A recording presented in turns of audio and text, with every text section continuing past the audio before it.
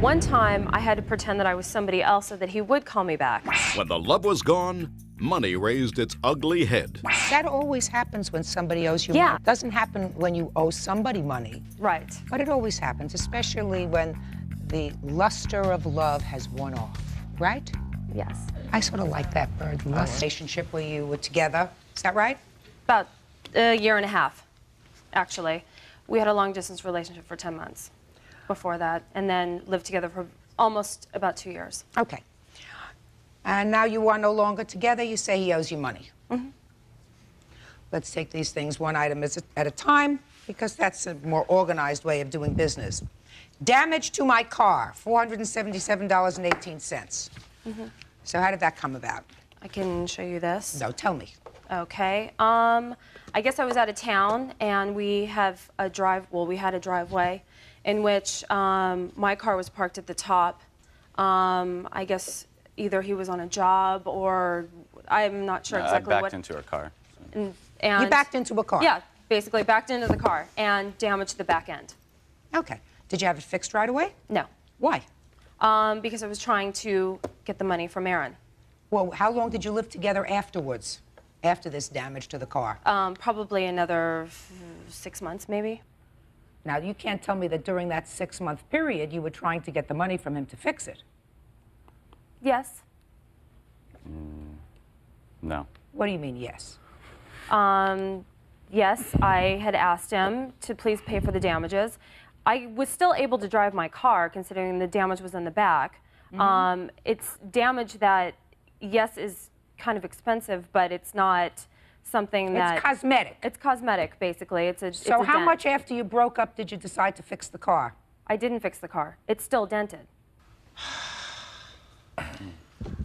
Gym membership, $713.12. And this is for a gym membership that you shared and I paid off. Mm-hmm. Tell me about it. We had decided to get a gym membership at Bally's together. I had put it through my bank. So what happens is every month they would take the funds out of my bank account.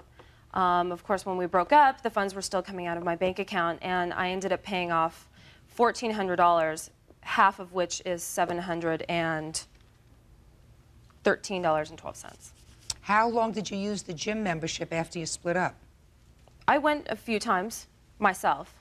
Mm-hmm. Yeah, I never used the membership, and just when we did it, it was a better deal for us both to do it. And Well, what was the difference? Do you know? Oh. Between a single membership and a double membership? No. I don't know. And it was something I used it once when we first got it. Well, the and question never- is, sir, did you obligate her to pay this gym membership because you intended to use it? I didn't. It was something she wanted to do. You know, she wanted the membership. And So you just went along for the ride? well, I thought there was much, you know, as far as the cost of it, I thought it was something we would both cover over So did time you and- pay for any of it? Oh yeah. How much Yeah. did you pay? I never kept exact track, but probably, you know, over the period of a year, probably $200-300. And how did you make those payments to her? Just gave her money here and there. For the gym?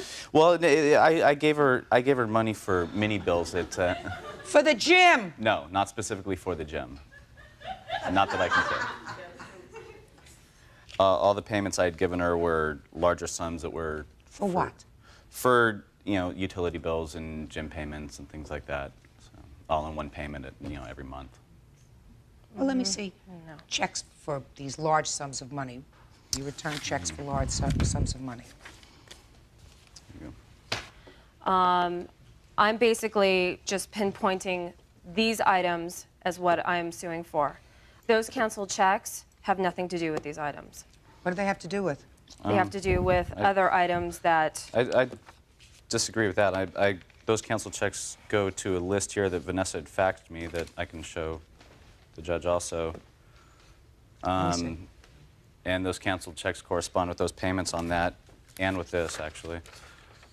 I'd gone down that list and marked off what I felt were fair and reasonable things that she should be paid back for.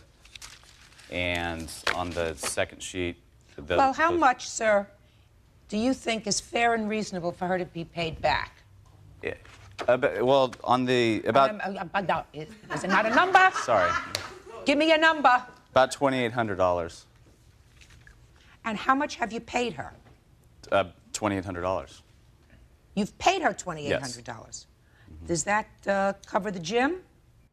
Specifically, no, it doesn't cover the gym specifically. All right. Does that cover the damage to her car? No, because I've never gotten a total on that. Can I see the estimate for the damage on your car, please? Okay. Just give me the estimate, not a tone.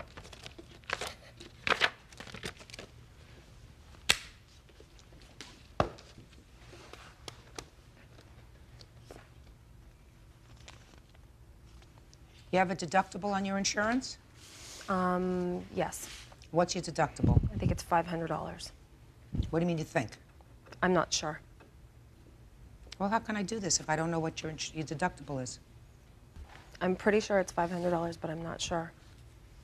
I still don't understand why it took you so long to even think about fixing the car. Let me see the dent to the back of the car. It's on the back of that picture.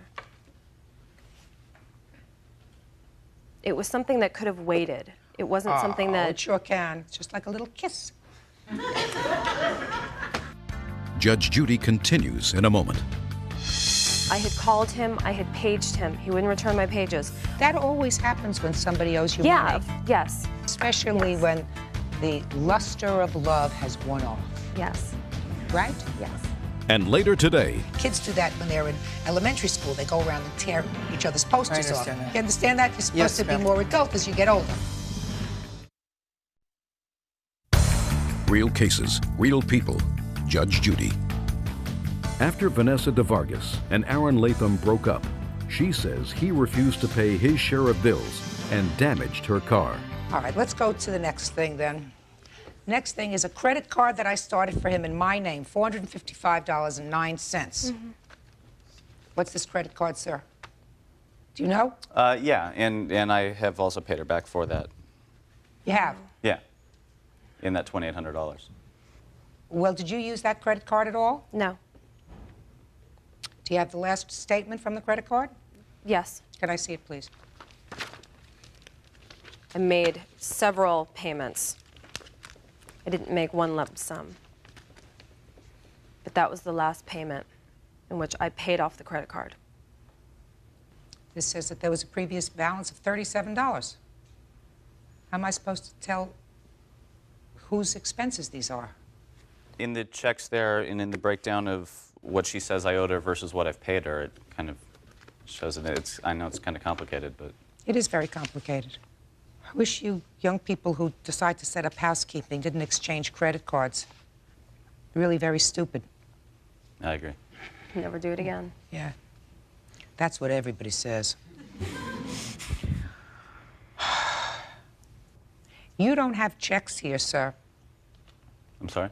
You showed me these bills, sir, these checks that you say should total $2,800. They Okay. don't even total $1,000. I don't believe I have all $2,800 worth of checks here because I didn't start to get my checks sent back to me until after this started.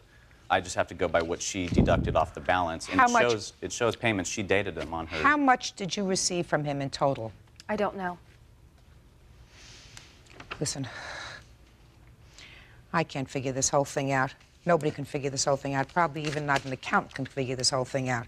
One thing I do know for sure is that you owe her half of the gym membership. Now, the entire membership was $1,400 and change, so you owe her $700 for the gym membership. That I know for sure. Madam, I'm allowing you $300 for the repair of your car. Okay, thank you. Fix this little Can I also ting add... in the back of the car. And I'm giving you $700 for the gym payment because I think that you obligated yourself to pay for this gym. The fact that he didn't use it, that's his problem. He was there, he thought it was a good deal, he's got to pay for part of it, and he can't establish to my satisfaction that he's ever paid any part of that. You wanted to say something else? I wanted to add that I had tried to, after I had broken up with Aaron and had moved out, I had tried numerous times to make arrangements to meet with him. I had called him, I had paged him. He wouldn't return my pages. One time, I had to pretend that I was somebody else so that he would call me back, and he did. So this is why this has gone on for so long, because I have never been able to reach him or find him or get him to call me back. And because of this... That always happens when somebody owes you yeah, money. yes. Especially Yes. when the luster of love has worn off. Yes. Right? Yes. I sort of So- like that word, I like luster that. of love. I'll write that down. So, So that is why this has been drawn out for so long, and Mr. I took it Vargas. to court. put a period. Move on with it. Okay. I'm giving her a judgment for $1,000. Fix the dinghy on your car. Help you pay for the gym membership that you probably paid off. Do me a favor, you get another boyfriend? Keep your credit cards under lock and key, Okay.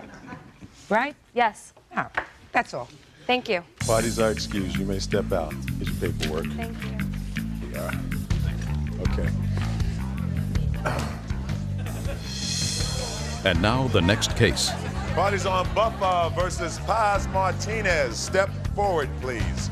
40-year-old student Charles Buffer says fellow student Karen Paz, 25, tore down his campaign posters at Los Angeles City College and ruined his chances of becoming student vice president. Which one of you is Miss Martinez? I am. Mr. Buffer, you were running for the office of vice president, according to your papers, of a school organization, and Miss Martinez was your adversary. Yes, Your Honor. Was this college? Yes, Your Honor. Which school? LACC, LA City College. Yes, Your Honor. And according to your complaint, Miss Martinez and/or Miss Paz took down 6 of your posters, Yes, Your Honor. and you are suing them for $72, which is the cost of the posters, and you also lost the election. Yes, Your Honor. Okay. How do you know that they took down the posters? Okay, Your Honor, first of all, number one is that I found the poster. Let me bring this up to you. I found the poster in the location of where this lady was. Number two is they admitted it to me the next day. All right, tell me about the admission. And I, with the election chair commission lady who's here with me today, will testify that they admitted that she tore down the posters. She Who cussed tore it- down the posters? Miss Karen Paz over here. Did you tear down the posters? No, not all. Not all. No. Did you take down some? 2. You took down some. 2, yeah. Why? That was my mistake. Your Honor. Yeah. Also, too, I'd like to bring up, too, that she also signed an affidavit saying she did do this, okay? Well, let me see the affidavit. Okay, I'd have to come up to you or have him bring it to you. You see, Your Honor, it isn't about money here. It's about principle. He destroyed something to me in hopes of not getting me elected to try to hamper me from getting elected is what this girl did. Judge Judy continues in a moment. I plan on pursuing something honest where you don't have to use deceit and trickery to win an election. By tearing up stuff, that is not right. Real cases, real people. Judge Judy. 40-year-old student Charles Buffer says fellow student Karen Paz, 25, tore down his campaign posters at Los Angeles City College and ruined his chances of becoming student vice president. Well, why are you suing Miss Martinez? Because Miss Martinez was the one that I was running against, Your Honor. But why are you suing her? And because when we went in that day and confronted her with the election committee lady, Confronted whom? well, we confronted Miss Paz in the office, okay?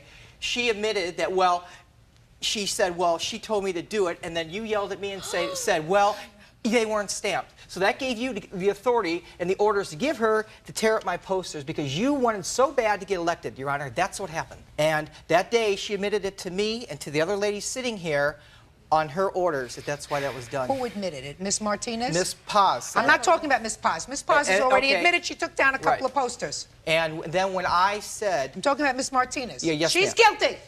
yes, Your Honor. Then when I said to Miss Martinez, I said, well, why did you tell her to do that? Well, Mr. Buffett, your posters aren't stamped. I don't blankly give All a right, damn. Miss Martinez, Did you say to Mr. Buffer your posters aren't stamped? Yes, Your Honor. All right. Put that down, Okay. sir. I don't need visual aids.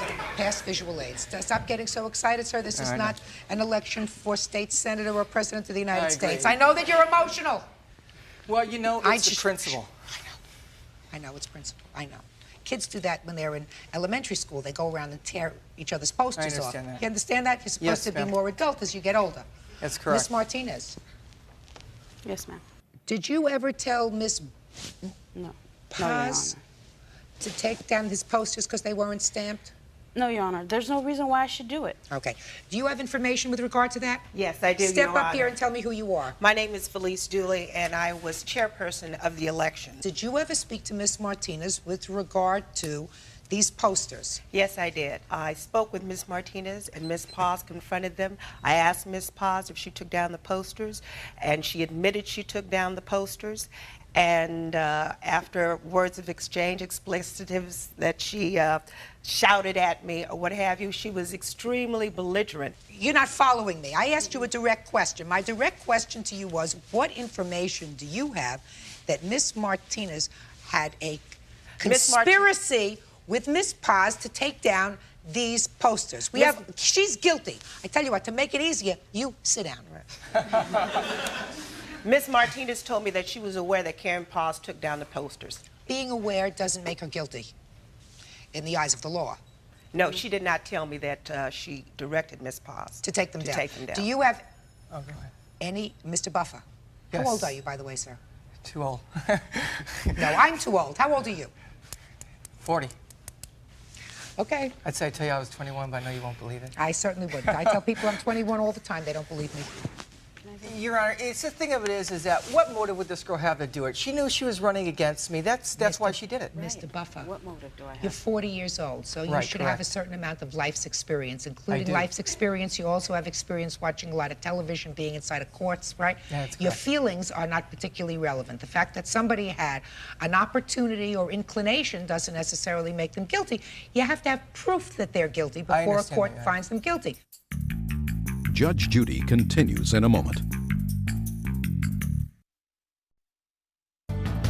Do you have any proof against Miss Martinez that she either instructed or directed anyone else to remove your posters? Yes, ma'am. Yes, Well, Your let Honor. me hear it. Okay.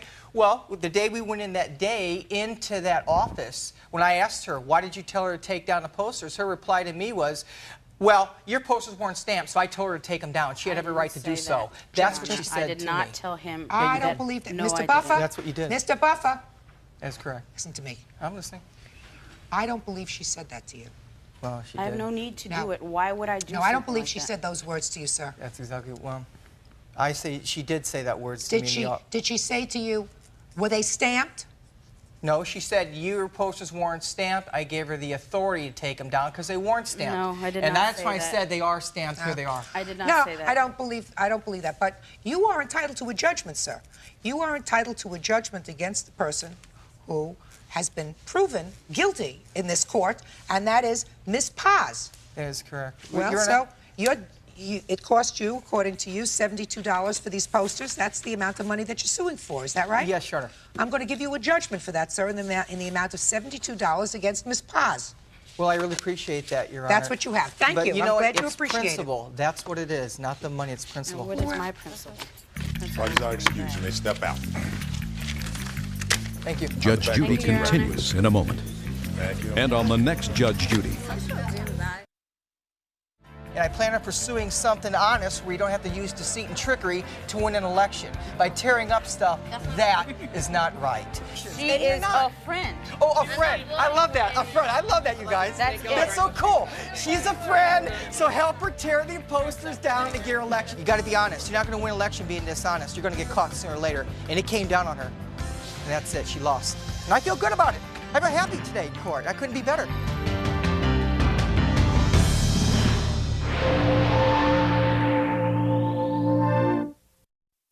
We had been out bickering and arguing. She was American and he was Canadian.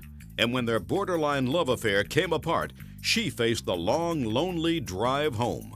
He had supposed to fix the radiator. He didn't. My air conditioning wasn't working. I had 2 blowout tires. It was and a terrible emotionally, experience. it was 7-month romantic relationship with Canadian John Romaniuk. But when they split, she says he still owed her thousands of dollars. Order, all rise. Quiet in the courtroom, please, all rise. Sir, quiet, please. Thank you. Judge, this is case number 263 on the calendar in the matter of Garay versus Romaniuk. Parties have been sworn in, Your Honor. You may be seated. Don't look so unhappy. It's only money. Right? That's right. It's only money. Well, you had an unusual arrangement with the defendant, according to your complaint, and he seems to acknowledge this was your arrangement. You were dating, you became romantically involved, decided to live together. You're from the United States? Yes. And you're from? Canada. And this was the arrangement that you made, from my understanding, that while you were in the United States, where you were planning to spend half your time, you would pay. And while you were in Canada, I would pay. you would pay. So you spent 6 months in the States, and you paid That's right. all the expenses. Yes. And then you moved to Canada, and you ran out of money. I paid. I'll explain that a little later. Okay. So tell me, how did you enter into this rather unique arrangement with funds? Well, it was just that we were going together last year, and then in November, we got engaged in September. In November, he left, and we weren't together for a while, and then in April, we got back together again. And in the middle of April, he asked me would I like to go to Canada to live with him, or to stay up there in Canada for the summer months, and then come back, because I worked in Palm Springs. And I said yes. I said, but how are we going to, or we worked out how we were going to pay for the money and that. And I said, well, while we're here, while we're in the United States, I will pay for everything here. So I paid for his payments on his house insurance, his electric, his gas bills, and everything. So you As were well. living in his house? No, I have my own house. We both have a home in Palm Springs. So that you were paying for your house, and you were paying for his house while he was here? Yes, yes. Okay. Okay. So then we left and we went to Canada. We arrived in Canada, we first went to see his daughter, and then we went to a little town called Penticton. So we started looking around and that, and we saw this one house that we thought. And we said, well, God, I wish we could get it. And I said, well, look, I will put the money down, the $3,000 down. You pay the payments on it. So that was the arrangements. And then we moved in the house on June the 1st. This house that you purchased? The one we purchased in Penticton, Canada. Okay. And we lived in that house. The middle of July, he left me and went to see his daughter for 4 days. Did he tell you he was leaving? Yes, he told me the day before that he was leaving the next morning. Had you had an argument? Had you not been We getting had been along? out bickering and arguing, and it was just like he had his children there, and I was tired and everything else. But he left and went and lived with his daughter for 4 days. When he came back, he says, that's it. The house is going on the market. He had been to the real estate office already. When he came back, I was at the neighbors. I was so upset and everything else that he had left. So I came home. I didn't know what to do. I just said, I can't live like this. The tension was so bad and everything else. So I left, and I came down back to Palm Springs. My car was in bad condition. He had supposed to fix the radiator. He didn't. I had to keep putting water in it. My air conditioning wasn't working. I had 2 blowout tires. It was and a terrible emotionally, experience. it was a horrible thing. It was a horror. Go ahead. When I got back, I had to go to the doctors. My friends had to take me to the doctors. My nerves were so bad, and I've been on nerve pills since. All I want is, gives me my money, I'll sign the house to him, and then I'm finished. What money are you talking about, Ms. Garay? $5,000. Not all the other money I've spent, the $5,000. What's $5,000 for? The $3,000 are for the house, the money I put down on the house. He can have the house. And also, the rest is right here, what I have paid out. On his house here, all the payments, the house, expenses that I had coming down. I had to stay in a motel, gasoline, well, Ms. my Garay, car breaking down. All those expenses you're not going to get back. You know that. You know that. But it still comes to $4,845.20. And this is what I have paid out, Your Honor. Well, what you've paid out is not necessarily something that he agreed to pay you back. And this is for. what he has paid out. The bottom amount is Okay. American money. All right, sir, let me hear you.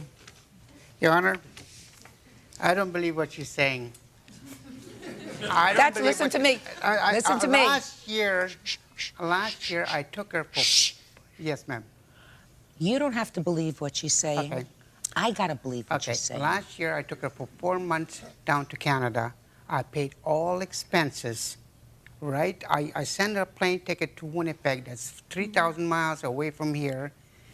And we toured the whole Western Canada. I took her through the prairies to Banff, Lake Louise, ice fields, and all over. Who paid for that? I paid for the whole thing for 4 months, ma'am. Judge Judy continues in a moment. I promise to give you the best of myself and to ask of you no more than you can give. That's her promise to me. And later today, The first time and the last time I've ever met her, she tried running me and my husband off the road because she was, I guess, mad that he was going to stay with me and not her. real cases, real people. Judge Judy. Splitting up after an 11-month romantic relationship, Jean Garay now claims John Romaniuk owes her thousands. Okay, let me ask you this question. So what made you decide that this arrangement, this relationship, wasn't going to work when you went to your daughters? Because when we got to Vancouver, Palm Springs, we had an argument because every day her man friend phoned for about 45 minutes on the phone while I was there. And I said I didn't like the idea that he phoning every day. So she got mad at me. She said, that's none of your business. So she said, leave the house. So I left. I didn't see her until middle of April. When you were back in Canada, sir, you bought the house. I'm coming to that, ma'am. Get there. Oh, then middle of April, somehow we got back together. Shh. You're in the house that Yes. you just bought. Yes. You decide to go to your children. Why? Because when my son came over to visit us, my granddaughter spilled a little bit of milk on a rug that we didn't have no furniture or anything like that. So she got mad and she said, your son doesn't know how to bring the children up. So that's when you got mad. So I got angry. So I went to my daughter's place, because my daughter's got I have 4 grandchildren, and to spend over there. When I came back, she put the sign of her own on to sell the house. House was for sale. I said, what are you doing? And then beside that, all the payments were... So don't tell me about payments, because let me tell you what my thinking is, sir. She put down $3,000 towards the purchase price of that house. Now, you have family in Canada. Your son lives there, your grandchildren live there, and you will be going back to Canada. Yes. And you love this house that you originally bought. Yes. So it seems to me that if you are no longer a couple... Yes. That this house is something that shouldn't be binding you together. No. Right? That's for sure. Right. Mr. Romaniuk, what I'm saying to you, sir, is she doesn't want to know you anymore. You don't want to know her anymore. Right. Right? Right. So you shouldn't have to be bothered with this business. She should be out of the real estate business in Canada, because but for you, she wouldn't be there. Exactly. Got it? So you, sir, are going to give her the $3,000 to get her out of the Canada business. You got it? And then if you sell the house for more, she will wish you good luck. And if you sell the house for less and you don't get the $3,000 back, so be it. And if you can rent the house and make a couple of bucks when you rent the house, terrific. And if you want to live there and retire there yourself, you can do that. Judgment is for the plaintiff in the amount of $3,000. That's all. Parties are excused. You may step out.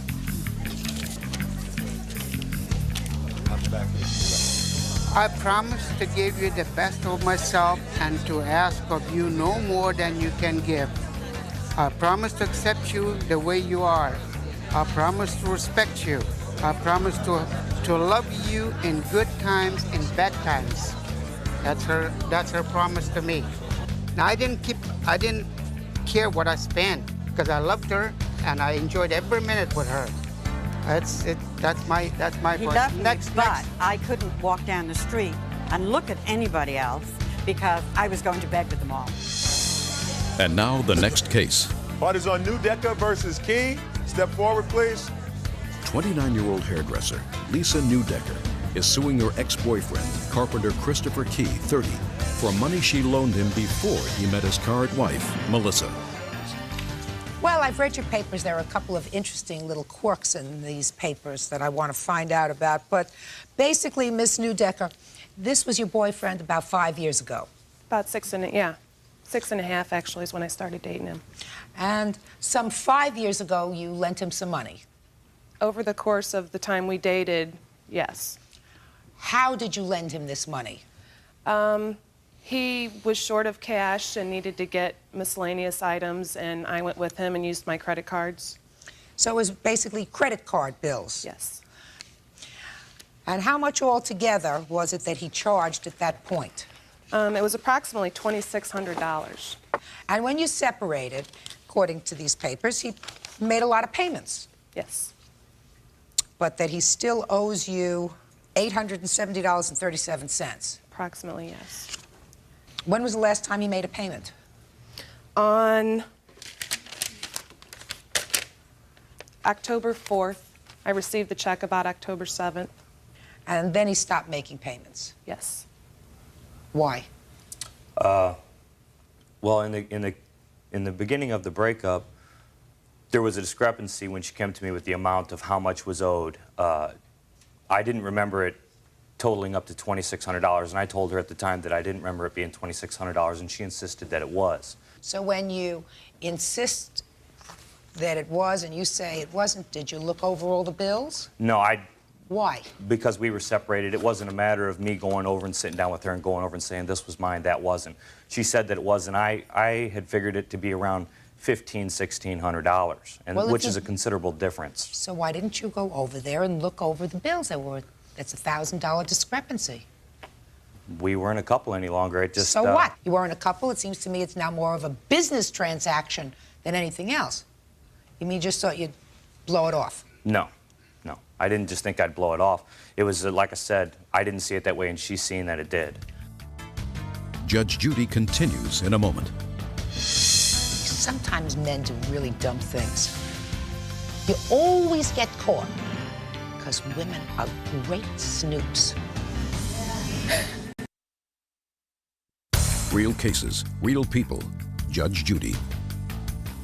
29-year-old hairdresser Lisa Newdecker is suing her ex-boyfriend, carpenter Christopher Key, 30, for money she loaned him before he met his current wife, Melissa.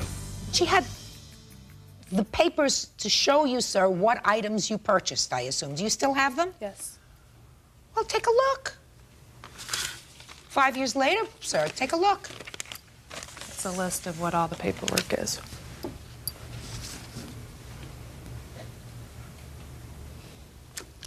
Once again, like I said, we were a couple at the time, and a lot of these items on here, if you would look them over, I don't know if she's gave you a list of this. I have nothing. Would be considered as, you know, when we lived together, if we went out someplace and I paid, I didn't consider it to be a loan. What do you mean? Like there's an item on here, half the cost of portraits that we had done together. Just a second. You had portraits done together. And she put down half the cost. Right. I paid the full amount on my credit card. Well, that sounds fair to me. Doesn't that sound fair to you? Did you go and sit for the portrait? Well, yes, I did. She's not asking you to pay for the whole thing, just half. Right. I understand that. So give me another one. Sega game. Sega game. Oh, sorry, Sega game tapes. Those yours? Yeah. They are now. At the time, you know, like I said, we were a couple. You're a couple. So a Sega game, yours. Go. Well, give me another one. Compact discs. Did she listen to the music too? I don't know which Just a specific second. compact discs they are. Building supplies. I don't remember that one. Building supplies. What are for building what? supplies? I don't remember exactly what it was for, but it was from Builder Square, and he was a subcontractor. I'm not. So Which I would is have true. I no was need. a subcontractor, but at the same time, building supplies. Was it for something that we did? I remember the place that we lived in. There was a we were going to put a fence around the place for the guy that we leased from. You know, I mean, there was just different items at different just times. a second. Did you put a fence around the house? No, we didn't, but the materials Well, if you didn't, then what are you telling me the story about?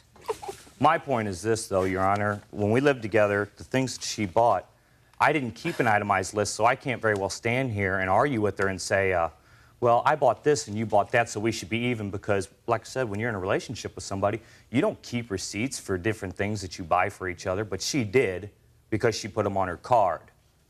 Now, I don't see, whereas, like I said, in a relationship, that you just do that as a couple. Can I see the things, please? Or at least I do. Miss Newdecker, let me look through some of these things. Men's dress clothes for grandfather's funeral. I didn't remember that she'd bought them.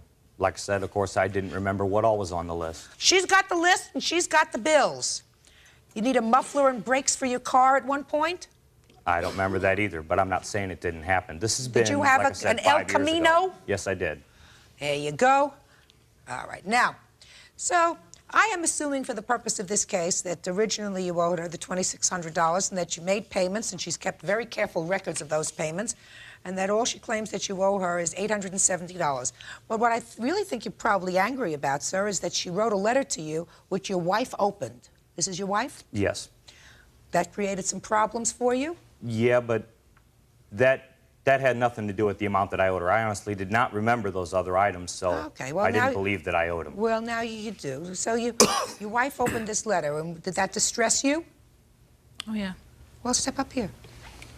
Why did it distress you? Because she said on the letter that my husband had went to see her 9.5 weeks ago, and I had no idea he was keeping in contact with her because of the first time and the last time I've ever met her, she tried running me and my husband off the road because she was, I guess, mad that he was going to stay with me and not her. We had only been dating on and off for a month. How long are you married? 2 years now. Mm-hmm. Everything okay? Mm-hmm. Fair? Yeah. Okay. You have any children? Yep. How old? She's going to be 21 months. And that's his baby? Mm-hmm. Why'd you have a seat?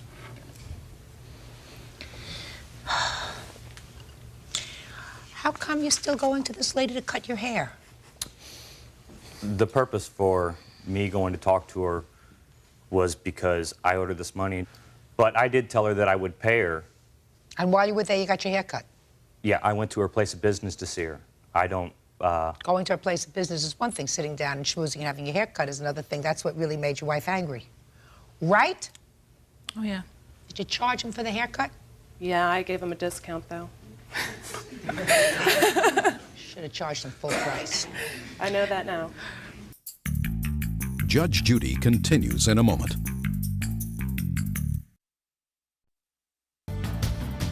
Mr. Key, sometimes men do really dumb things. I don't know why they do that. They think they can get away with it. You always get caught. You know why? Because women are great snoops. Terrific. They can smell something that isn't right. Go to a barber. Meanwhile, it sounds to me, Mr. Key, that you got more trouble than the $870 that you owe this lady. It also looks to me as if you've got a very nice but very sad wife and a 21-month-old baby. So you better get your act together. You owe her $870.37. Pay her. That's all. Parties are excused. You may step out. There you are. Judge Judy continues in a moment. And on the next Judge Judy. I don't know why she's being so ignorant as to take him to court and drag us all the way over here. It has been 5 years, and like I said, I was wrong about the amount. Payments, and he didn't want you to find out that he had been in contact with me for That's the full right, 5 because you tried running us off the road. No, I did yes, not. you did. Let's go. I feel kindly towards him. I'm sad to see that his wife has so much control over him. Bye-bye. Nice to meet you.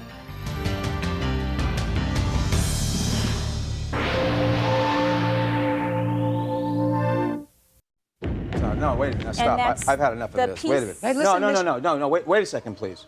Hey. Don't. Hey, No, I Jay! When she didn't answer the doorbell, the real estate agent broke into her house. And the locksmith did what? picked the locks. Okay. How many locks did the locksmith pick? 2. And then the police arrived. Seated gentlemen, have seats, please.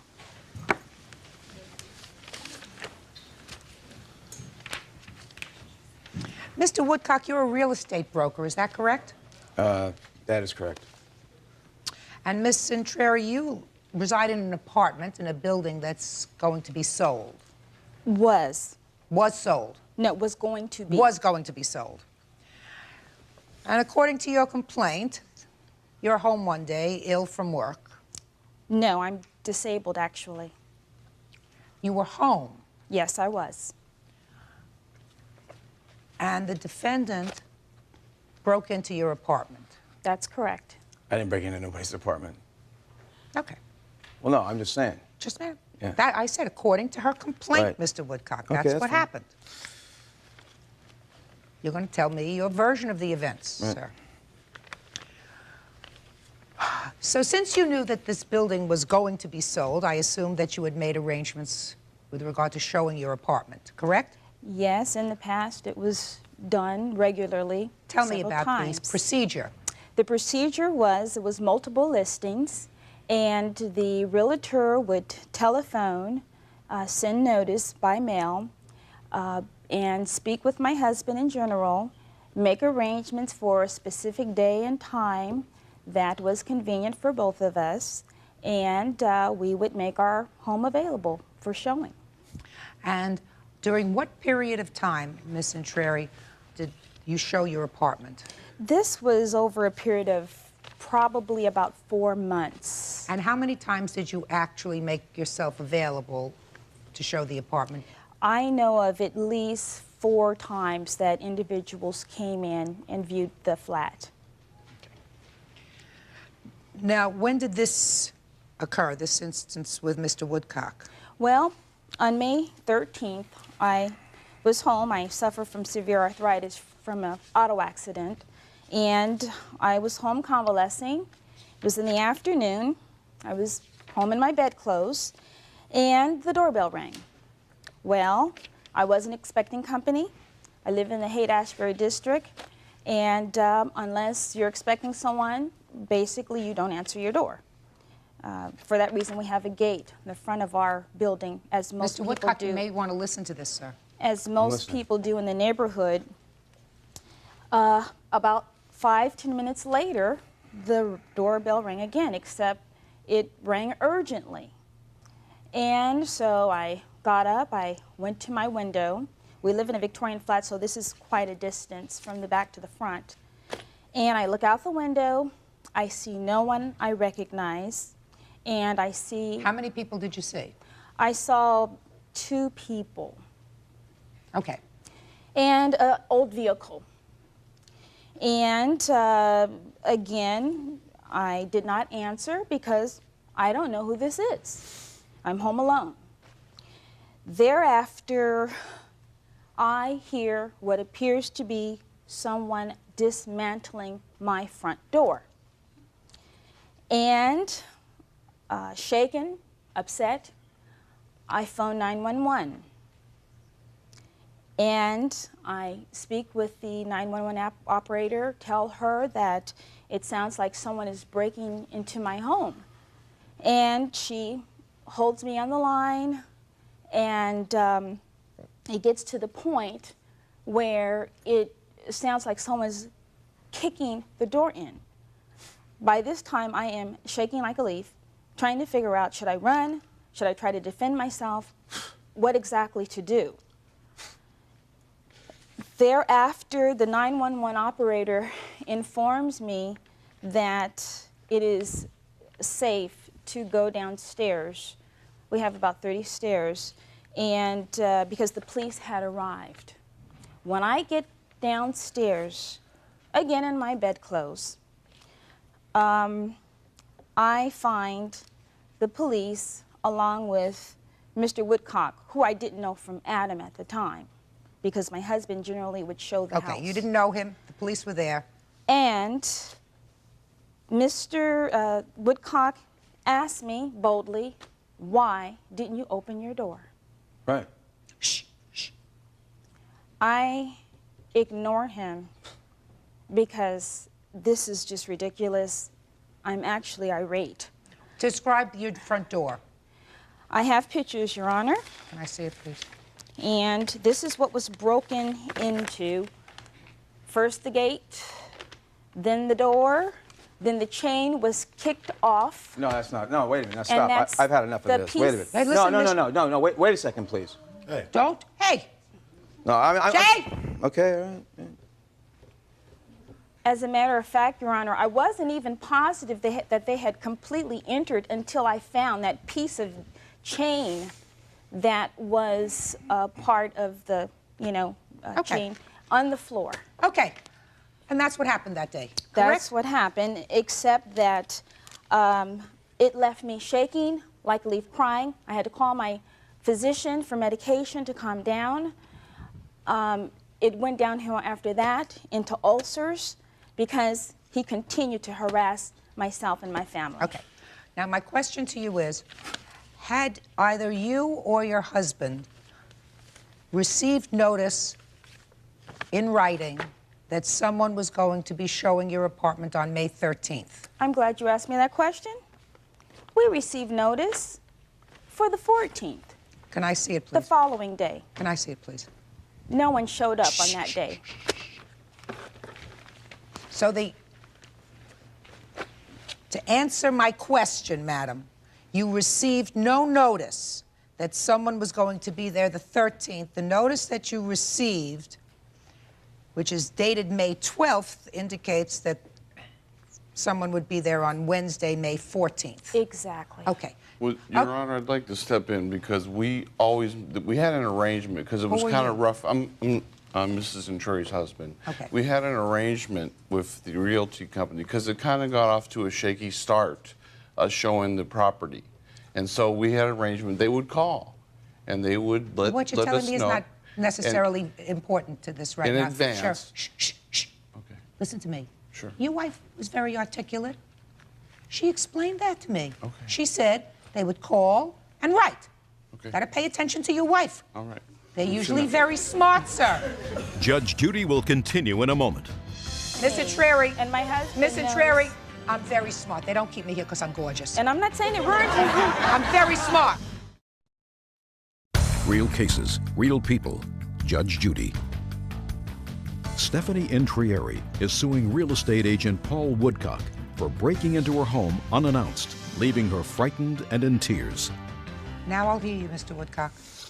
I didn't think it ever was going to come. Sir, let me explain something to you. Have I been respectful to you? Yes? I will continue to be respectful to Well- you. You have to know where you are. Now, let's start over again. Like you just came in and like I don't know who you are. Would you like Mr. Woodcock to tell me your version of the events? Yes. Good. I have documentation for everything. Just tell me. Well, I had an appointment set for the date that we came out to the building. Okay, let me stop you there. How did you set up that appointment, sir? I had my secretary call over there, and then I also had it sent That's a over lie. by letter, by mail. And I Just have a second. Yes. Let Go me ahead. see your letter by mail. All right. Here. I had several. Yeah, these right here are fine. There's like 5 or 6 of them right in here. Oh, this is.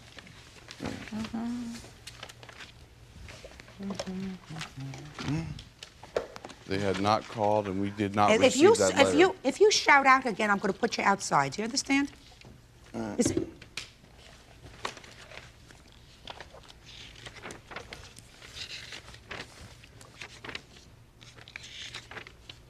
Well, let me explain something to you, sir. Let me stop you right there.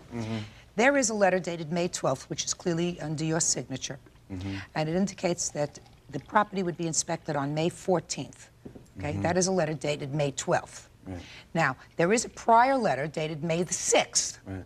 where you indicate that the property would be shown on Tuesday, May 13th. But the subsequent letter of May 12th indicates a day later, Wednesday, May 14th. Okay.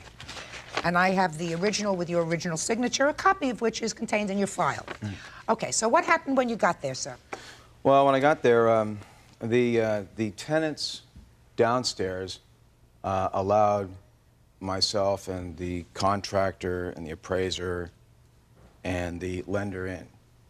And the thing is that what happened was I rang Mrs. Entreri's bell several times, knocked on the door several times, could not get in, and she didn't answer. And so after that happened, I called the attorney that was handling the estate for the seller. And I said to her, I says, I need to get into the building. I had this set up, and if you can really, has letters in there regarding this as well. So I had my associate with here, Mr. Gallen, and I used his cell phone to call, who then instructed me, because I had everyone out there. And it wasn't like it wasn't planned in advance. It wasn't planned in advance? I mean, it wasn't planned, you know. Just a second, sir. Yeah. It wasn't planned with her. Well, Mr. Woodcock, it wasn't planned with her. Well, look, well, I don't know how she cannot say that, but I mean, I had my secretary write the letter. I have the correspondence inside there. Sir, it's right here. This is your secretary. This is your signature. Right. It said that you would be there on Wednesday, Right. May 14th. You arrived a day early. No, well, And Your Honor. Shut! yeah, all right, forget about it. No, Mr. Woodcock, No, I you mean- arrived a day early, sir. Well, if I remember correctly, what had happened is I called the attorney. The attorney got a hold of Miss Entreri here, Miss Entreri, and to set the appointment. I'm just trying to recollect exactly what transpired in between. You can't tell me what transpired between the attorney, sir, and the plaintiff, or between the attorney and yourself, because that's hearsay, Mr. Woodcock. All right. But what I'm telling you is that your last communication to the plaintiff, which was dated May the 12th, indicated that you would be there on the 14th, which is Wednesday, for an inspection. Now, you arrived on the 13th for an inspection, and so you told me you got there. The people downstairs allowed you to come in. Right. You went upstairs. You rang the bell. No, I didn't go upstairs because I couldn't go upstairs. I rang the bell to go upstairs. Yes. And the thing is that when I could not get in, I used Mike's cell phone, called the attorney. But not to call No, no, me. Excuse me. I mean, Hey, listen. You have to be quiet. Okay, but he could No. have called me. Hey, Okay. he's speaking. I mean, It's his turn. Yeah. He can have it. Miss Entreri, don't irritate me. Okay. Judge Judy will continue in a moment. But it is a situation that you don't know how it's going to affect you until it happens. Of course. That's how I would have felt. Of course. prior I to it understand that. happening. Real cases, real people. Judge Judy. Stephanie Intrieri wants $5,000 from real estate agent Paul Woodcock for breaking into her home. He says he had an appointment. You used a cell phone without telling me what the conversation was with this other person that you dealt with, because that's hearsay. What did you do after you got off the cell phone? After I got off the cell phone, I called the locksmith. And you had the locksmith come over to the house? Correct. And the locksmith did what? Picked the locks. Okay. How many locks did the locksmith pick? 2. Okay. I believe it was 2. The front gate. No, wait a minute. I think we're already inside. It was her locks. Are the ones that we started to pick. Or he started to pick, because I'm not a locksmith. And then the police arrived. Then the police arrived. Okay. Now, how long had you been the real estate agent for this property? Oh, I don't know. 45 days, I guess. Okay. So, my question is, how many units are in this whole complex? 2 units. And in the 45 days that you were the realtor, did you at any time go out to inspect the plaintiff's apartment? Yes. On how many occasions? I believe once I was actually able to get in. And were you the first realtor that was attached to this property, or had there been one prior to you? To my knowledge, no, I was the only one. Excuse me, Your Honor, there actually were others because it was multiple listings initially. Did you have an exclusive on this Yes. property? For how long? 90 days. 90 days starting when? It's in the file. You have the file, Judge. Can I see what you This have? is another real estate company who was involved in the sale of the property, not Mason McDuffie, as Ms. Shh.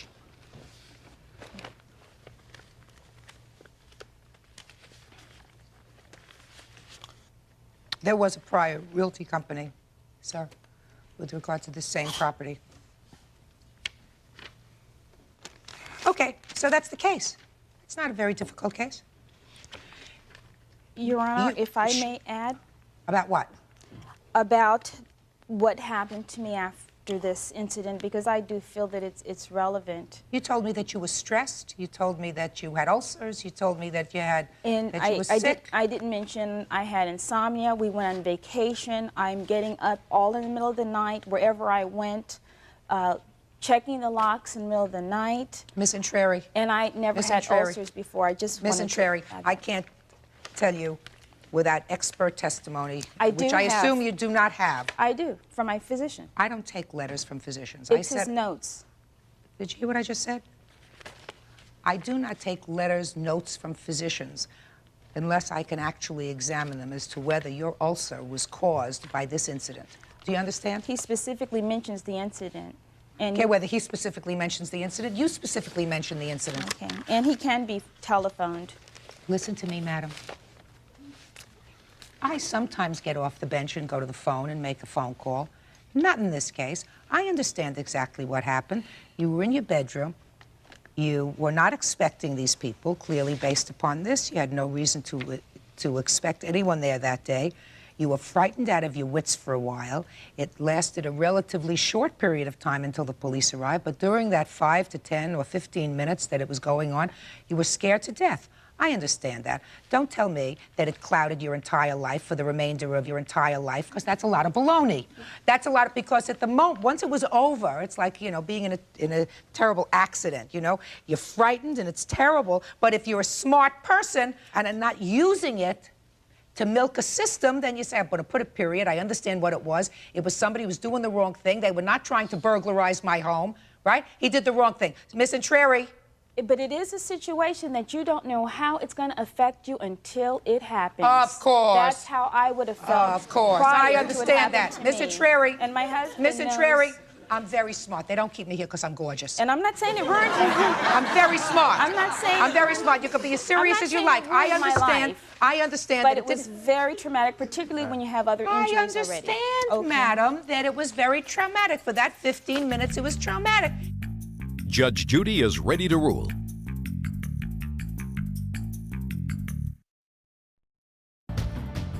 He could stand there and he can shake his head, no, no, no. But truth of the matter is, whether his secretary screwed up in sending this letter and got her dates wrong, or whether the appointment was changed by him, I am not satisfied that you received adequate notice. And he had absolutely no right, even, quite frankly, if you had been notified and if you weren't there, you paid rent on the apartment, he has no right to break into your apartment. And if he's relying on some conversation that he had with a lawyer, let him go sue the lawyer, because he's going to pay you $3,000. Judgment for the plaintiff in the amount of $3,000. That's all. Parties are excused. You may step out. Thank you. Judge Judy will continue in a moment. And on the next Judge Judy. The president needs to be made for Mr. Woodcock so that he realizes that this is just not something you do to individuals when they dwell in security. It surprises me the temerity and the gall that Mr. Woodcock has. What am I going to say? What am I going to do?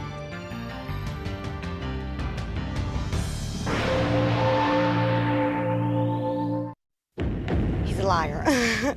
He lies. He never, ever asked me for the money back. It was not a loan. And now that their 4-year romance is over, he wants it back. You don't dispute the fact that he gave you the money. No, he gave it to me. So he was nice to you? Mm-hmm. Did you ever give him things? Did you ever give him money? No. No. Your Honor, this is case number 462 on the calendar in the matter of Rimkus versus Beatty. Thank you. Parties have been sworn in, Judge. You may be seated. Have seats, please. Mr. Ripkus, your complaint alleges that you made a loan to the defendant of $1,575. Yes, Your Honor. And that was during the term of a 4-year romantic relationship that you had. The money was to be used for some sort of moving expense. Yes. How much into the relationship did you make this loan? Probably about 3 years into the relationship. And tell me the circumstances surrounding the loan. Well, Barbara lived in the northern part of the city with her children, and she lived with her sister and brother-in-law. She was always complaining to me that her brother-in-law mostly didn't treat her and her children the same as he did his own children. And I said, why don't you get your own house? And because you're paying him and you can do it on your own. So she said, could I help her out? And I said I would lend her the money. And it came to $1,575. Did you make a payment plan with her? No, I did not, Your Honor. Did you ever, while you were together, ask her for the money back? Yes, well, I got her a job as a barmaid, and I said, this way you can pay me back my money. And she said, okay. And she just never paid anything. Okay, let's hear your version of this story. He's a liar. He lies. He never, ever asked me for the money back. It was not a loan. You admit that he gave you $1,575? Yes, he gave it to me. Well, tell me about how it came about.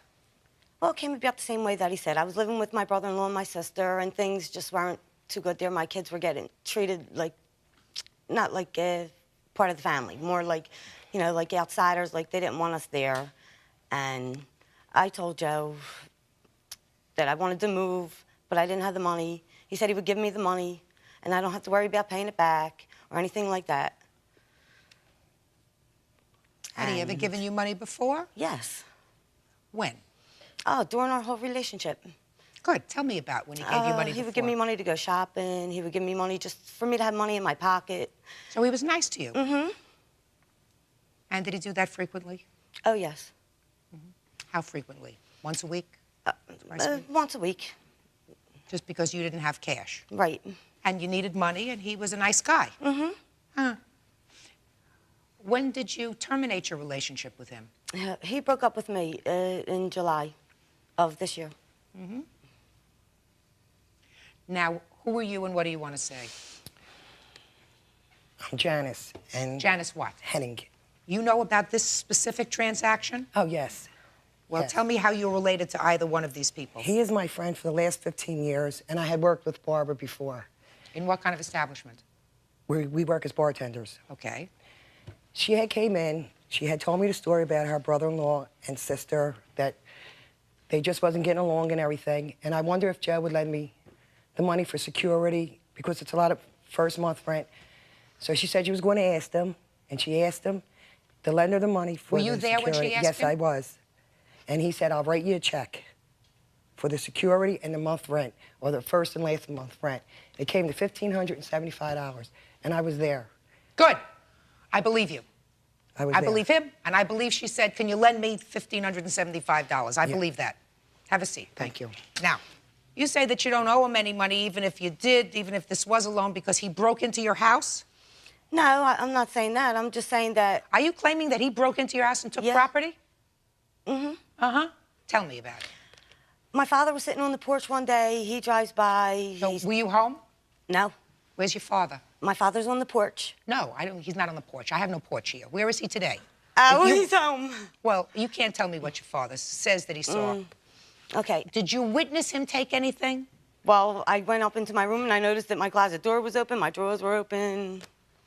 After he You had have a left. witness here who saw him take No, any property no, I from your don't. house? No.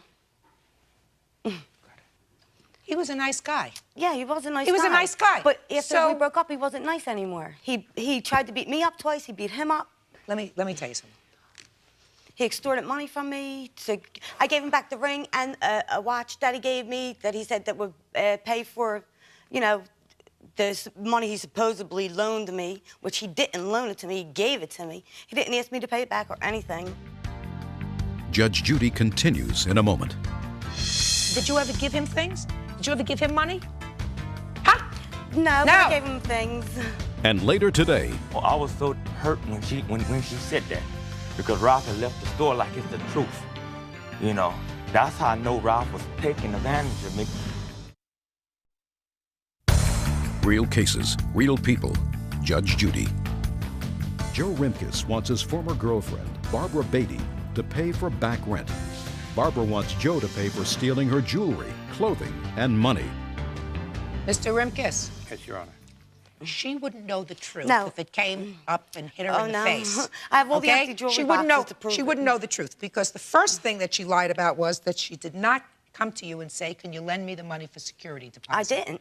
Yes, you did. It might have Your been a Honor, I did not. convenient lapse of memory, but yes, No. you did. This man isn't suing you for all the cash that he gave you during the course of 4.5 years. Did you ever give him things? Did you ever give him money?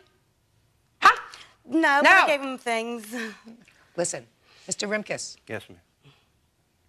keep your money in the bank. Yes. Good. Judgment in this case is for the plaintiff in the amount of $1,575. That's all. Parties are excused. You may step out. Back to your right. You're a liar. You're a liar, Joe, and you know it. You're a liar. You're a liar. You know you are. You're a sneak, No, Barbie. he said I'm not a sneak, been a Janice. sneak No, since I am not. And now the next case. Parties on Wiley versus Wiley. Step forward, please.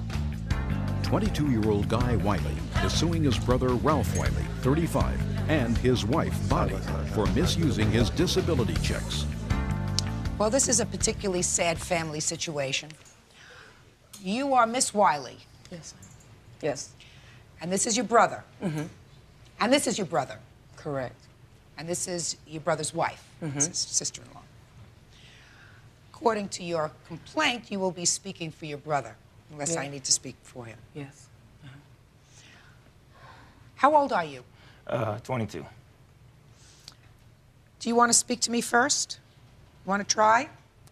Yes. Yes, According to your complaint, you receive Social Security disability. yes, I do. That's because you have some sort of learning disability. Correct. And how much do you receive a month from Social Security? Right now, $850. $850. According to your complaint, there was a time when your brother was the payee for your Social Security. Correct. For about a year? Approximately 2 years. 2 years. Yes, since 95. And you say that while he was the payee for your Social Security, he didn't pay certain of your bills. Correct. Now, was your brother living with you for a period of time? Is that what I understand? Yes, he was. And you say that you spent more than you received. Yes, I did. Well, tell me about that. Well, there's a few things. For one, the living expenses alone, his rent incurred almost 8 of our his monthly installments. Just a second. You know, let's try to keep it simple. You got all of his Social Security, I'm leading to a $850. For how long a period did you get the $850 a month? It wasn't $850. It started out $730. It escalates every year. Okay, so it started. For how long did you get his Social Security? For 2 years, about 2 years, almost a year. And was he living with you during that 2-year period or not? Yes, he was. And what did you use that money for? To pay his living expenses. Like what? We living in a hotel. I was paying his hotel expenses week to week. Were you all living in the same room? No. He had his own room. And we had. Okay. So you were living in a hotel for a while? Yeah. Okay. And what was his hotel bill when you were living there? It was $175 a week. And how long did you stay in the hotel? Probably about 8 months, 6 months. It was almost a year. Let me ask you this question, because this is going to be very difficult. I'm not going over a 2-year period to see whether you paid more or less. it's very hard to support somebody fully. You understand that, Miss Wiley, on $730 a month. Okay. Right? Yeah, right. I mean, we're not talking about a lot of money here. Do you understand that? Yes. Okay. Let me go through some of these bills with you, sir. There's a $937 phone bill. Do you know anything about that? Not really. I think she probably can answer that one a little better. Mainly, most of the bills was for him calling my mom and my dad. They live in Vegas, and if you look at the bill, there's a lot of Vegas calls because at that time, none of the other family members were dealing with Guy. So the only family he clinged to was my family, and he called. Just a minute, whose phone was this? This was his phone in his own room. Okay, he so you picked up the phone and he called. So you my had a mom. phone in your room? His own room. You had a phone in your room? Yes. And over what period of time did these $937 bill build up? They build up practically. Sometimes that she used to have me call her mom for. Oh, no, over how many months? Do you know? About almost a year. Okay, now what about the medicine? His medicine was being paid. I have the receipt, was and taking we care have of his witnesses medicine. here. UCLA stopped taking care of it when he started being irresponsible as far as making his appointments. They took offense to that, and they didn't think he was that serious about that. Because we used had to the let him insurance drive our paid. car He drove to the hospital. Some of his visits at first started out, Guy was going himself because none of the family members would come pick him up and take him to the hospital. And our best friend right here, Dennis, when he was staying at the Dare UN, would come pick him up, take him to the hospital. I would pick him up when his appointment was done. We would go to the pharmacy together. We would get his prescription, and we would come home. I have the receipts here. Okay, now stop for 1 second. Miss Wiley, where were you when this was all going on? Ralph and I were not getting along. Nor Okay. Guy. Shh. Ralph and I were not getting along. Guy was with my sister Selma at first. Selma told him because he wanted Ralph to be his payee because he loved Ralph, all that stuff. And so my sister asked me, "Are you sure you want to go with Ralph? Are you sure you want to do that?" So all the family members asked Guy, "Are you sure you want to go with Ralph?" Ralph and I, the family got along real bad, okay? Me and Ralph just wasn't even on speaking terms. So when I told Guy, my hands are untied, I'm through. You want to deal with him and her? I don't want to be bothered. So I stepped out of it. Because I got a bad health myself, so I didn't want to be bothered with all that mess. I just want to know where you were at all this time. I have lupus and kidney failure, okay? I didn't need the stress and everything. So that you can't have your brother live with you? No, he wanted to live with Ralph. Shh. He wanted to live with Ralph. He wanted to live with Ralph? Yes. Judge Judy continues in a moment. You know what that's called? That's called money laundering in business. It may have only been $25, $30, $50, $80, but that's what it's called. Real cases, real people. Judge Judy. Guy Wiley says his brother, Ralph Wiley, and sister-in-law, Bonnie Wiley, misused his disability checks. Guy. Yes. Tell me why you left Ralph. Okay, reason why I left Ralph because really I was in the store. Bonnie got mad at Ralph and turned around and told me, "You know where all your money's going? Your whole check on UPS orders in this store." Did I say that? Shut up! I don't want to hear you. He's talking. And I was so hurt when she said that because Ralph had left the store like it's the truth. You know, that's how I know Ralph was taking advantage of me. She come to me telling me, "Your brother's taking your money. He's doing this with his check. He's paying for UPS orders." This is what she said about him. You know, I be trying not to believe it because he come to me telling me, "I'm not taking your money, guy. Don't listen to her." You know, but I can't help but because you keep putting it in my head. You know, Ralph is. So you got angry. So I got angry, and we was in the store. So I decided that I didn't want to settle working in the store no more. So you were working in your brother's store. Yeah, for only really $10 a day, and I told him I decided, because he had me sleeping in the store a couple nights. And what kind of store do you have, sir? Sporting goods stuff. Okay. And your brother was working in your store? Yeah, I guess you can call it that. What do you mean you guess you could call it that? He said he was working there every day. He was there. Doing what? He... Taking care of the stock? He's taking care of the stock? You want to say he worked? No, he wasn't taking care of the stock. Cleaning up? Answer the phone. Answer the phone. Just a minute. Answer the phone? Yeah. And he was there every day?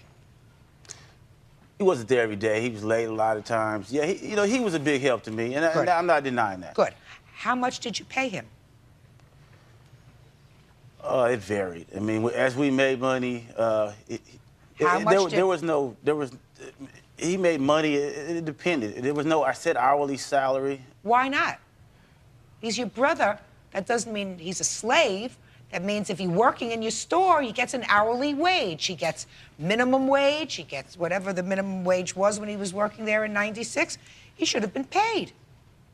If he's not in your store, he could be working someplace else. Well, that's the thing. He couldn't work anywhere else because of his inabilities. I was trying to assist him during that time. Sir, listen to me. There are a lot of places where someone who has a learning disability or who has some disability can work, even if it's for a minimum wage. You're not doing him a favor. He was doing you a favor. He was working in your store. You weren't paying him. That's not fair. That's not reasonable. Put your hand down. Guy, you have to understand that some of the money that your brother got from Social Security was spent on you. You know, whether it was on your food. I mean, you certainly were fed, right? You may not have liked it, but you were fed. You had a roof over your head, right? So some of the money was spent on you, but you took advantage of him. You can't have him work in your store without paying him. He was paid, Judge. Oh, just a second. I'm sorry. I think that you ought to be quiet. You know, we don't need anybody stirring up the pot. You're a pot stirrer. You're supposed to give him a set amount of money. He's an employee if he comes into the store. Now, if you said to me you weren't getting any money from him, from Social Security, and he was working in your store to sort of pay for his keep in your home, that's a different story. But you were getting anywhere from $700 and change a month to $800 a month for him. And in addition to that, you give him a couple of bucks whenever you felt like it. What do you mean? What are you shaking your head? No, madam. Can I tell you, that's not, I have checks here where I would write to Guy, and Guy didn't get $10 a day, okay, Judge Judy. He got money. We gave him, even if we didn't make anything in the store, we paid Guy. Listen, that's what happens when you have a business, when you have somebody who works. But he got paid, okay? Show me. Show me the checks made out to him. These were checks made out to him, and I wrote them to him. He went to the bank, and he bought them back. Show him. I paid him, and I took money out of there, and I paid Guy. Just a minute. What do you mean? I wrote him a check. He cashed a check for me, okay? Okay. Say if the check was $80, I would give Guy $40. And no, this is just money. This had nothing to do with what Ralph was paying him. Judge Judy continues in a moment. So what you're telling me is you would write checks to him for him to put in his account. No. He would come back and give you the cash. That's what you just said to me. Right. And you would give him some of the cash. Right. You know what that's called? That's called money laundering. That's called money laundering in business. It may have only been $25, $30, $50, $80, but that's what it's called. You're giving him money to put in his account, right?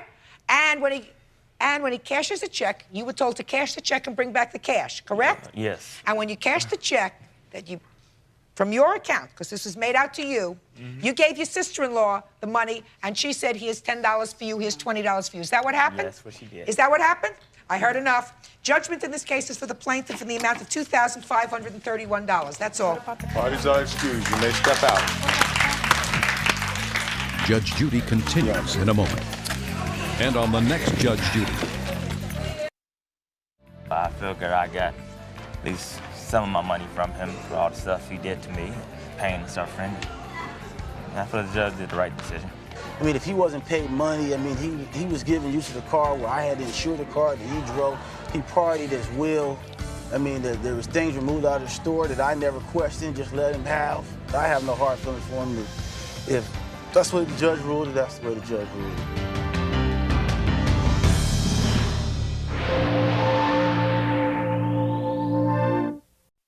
Me and my brother were very close.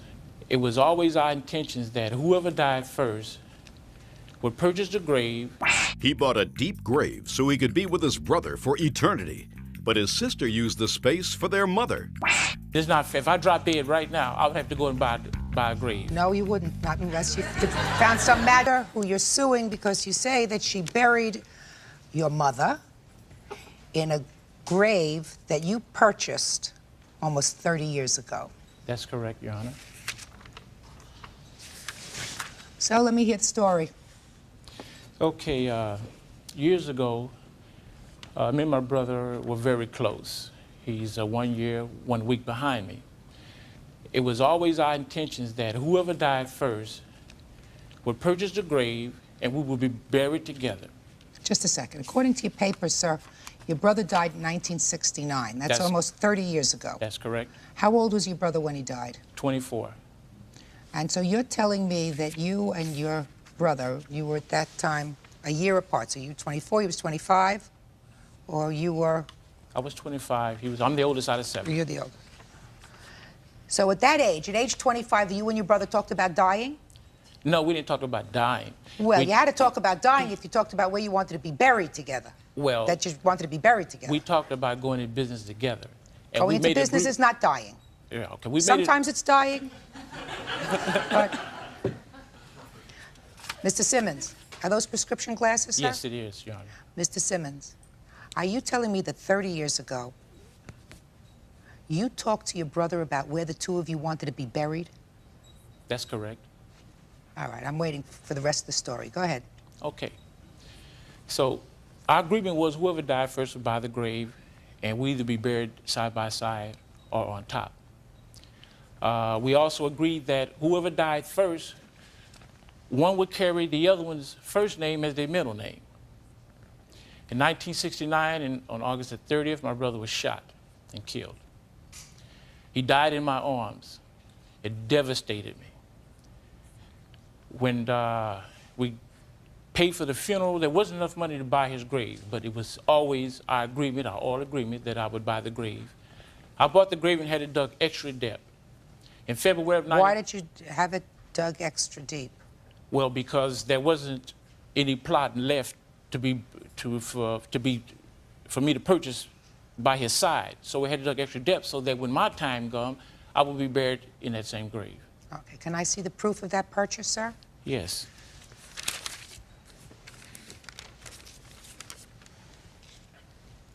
There you have Exhibit 1. You have a check. That's not the check, but it was a check that was wrote upon, that I wrote upon, and that's my receipt. What? I have a blank check here. Yes, well, that's not the check, but it was wrote on the check. It's similar to that. I'm not interested in this.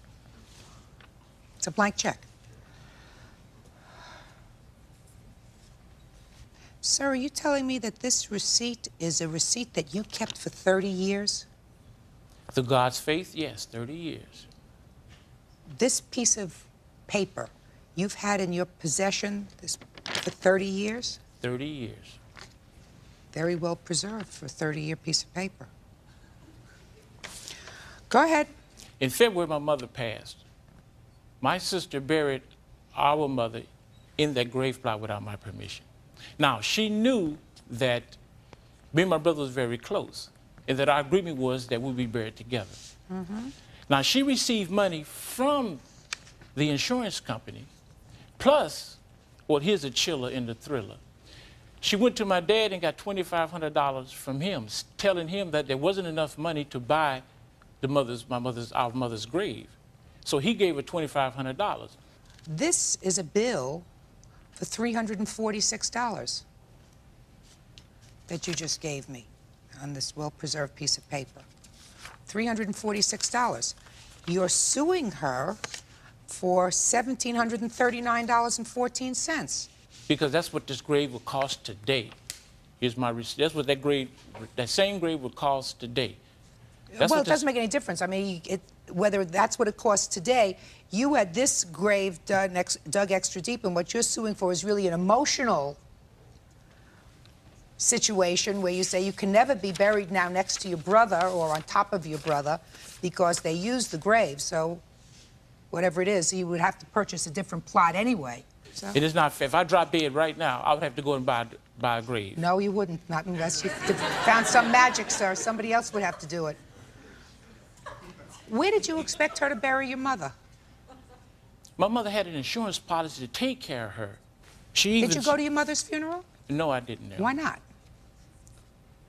Well, at the time, because of her, me and my mother wasn't on speaking terms when she passed. How old was your mother? 70.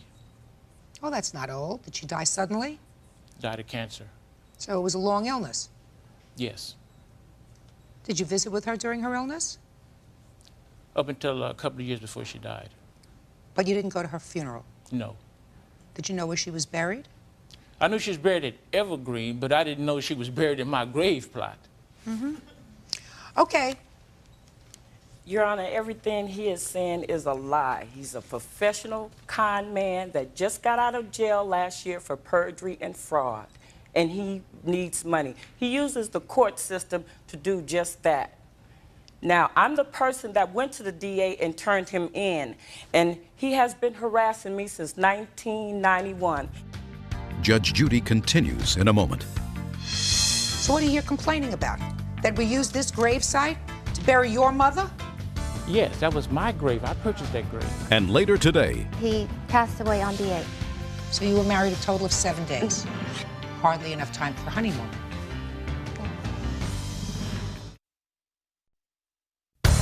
real cases, real people. Judge Judy. Preston Simmons and his sister, Teresa, are fighting over the extra space in a burial plot that Preston wanted for himself. Go ahead. I have a list of the restraining orders that I have against him. Also, I have a letter from the cemetery saying that my mother was next in line for the grave. Let me see what you have from the cemetery, please.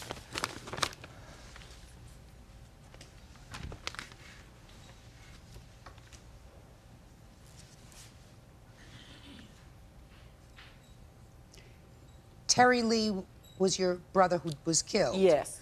And according to this letter from the cemetery, Terry Lee listed your mother on the papers before he died. No, my mother went and she gave Preston the money. She trusted him at the time to pay for the grave. Did your mother give you this money? No, mother didn't give me the money. I paid for that grave myself, and I paid with it by a check. You mean like the blank check that you gave me? Yes, it was wrote up on a check, exactly like this check here. The check number is down at the bottom on your right-hand side of my receipt. I have a witness, an eyewitness who was there when I bought the grave. He was a pallbearer at my brother's funeral. Excuse me, Your Honor, I flunky. He will tell any lie. Oh, just a second. I have to hear him, madam. It's my determination whether or not he's lying or not. Step up, sir. Tell me your name. My name is Andrew Garrett. Tell me what you know about this. Well, Your Honor, all I know is that when Terry Lee passed away, took Mr. Simmons down and he bought a plot. And that's all I know. Now, if the mother gave him... Did he pay cash for that? No, it was a check. He did write a check out. Now, if his mother gave him some money, that I do not know. Mr. Simmons, your mother, I assume, was distraught when her son was killed. Yes, she was, but I was too. Let me explain something to you, Mr. Simmons. A sibling is never touched by the death of a sibling as a parent is touched by the untimely death of a child. That's not the order of things. The order of things is parents go first. Don't try, Mr. Simmons, to compare the way you felt to the way your mother felt if she was a normal person. So you really don't know where he got the money from to buy this? No, I do not. Okay. Just for my own information, did you get money from your father? No, I did not. No.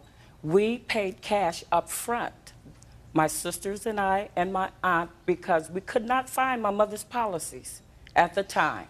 How much did the funeral cost? It cost us $5,165. Was there any insurance that covered any part of it that was ultimately paid? No, when we got the insurance money back, it was $3,600. And who absorbed the rest of the cost? The different siblings that she had beneficiary. So that the four of you covered the difference between what the insurance covered for the funeral and the... Actually, it was more, Your Honor. That's not true, Your Honor. I has a piece of paper where she received $2,600 From? from my mother's benefit of her insurance. Do you know how much the funeral cost, sir? No, I don't. Well, that she just said. It cost over $5,000. That's not an unreasonable amount. That's what funerals usually cost. No, but my dad gave her. She went to my dad and told my dad there wasn't enough money to purchase the grave, not the funeral. Don't tell me what you told your father, sir. What I'm telling you is, even if she got, according to your papers, $2,500 from your father, even if I believe that, the funeral cost $5,000 plus. So what are you here complaining about? That we used this grave site to bury your mother? Yes, that was my grave. I purchased All right, that grave. I've heard enough. This case is dismissed. That's all. Thank you. Parties are excused. Step out, please.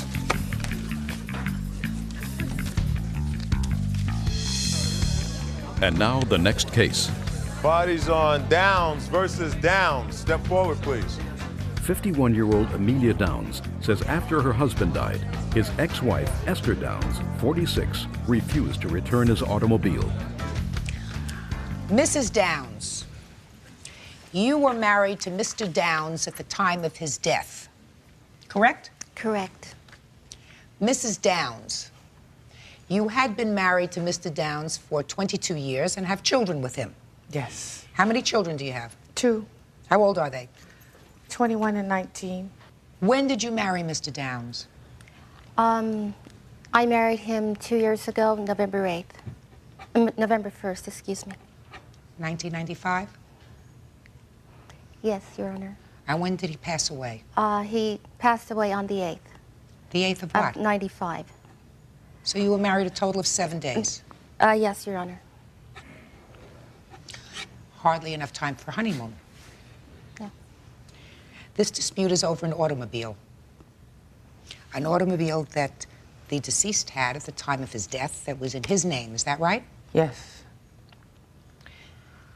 That each of you believe you're entitled to. So, Miss Downs, why don't you tell me why you think you're entitled to this car? Initially, Your Honor, she was actually never married to my husband. She was a common law wife, and it wasn't 22 years. She was living with him for 17 years. That's a long time. 17 years is more than 7 days. True. Okay. We had planned on getting married a year and a half before his death.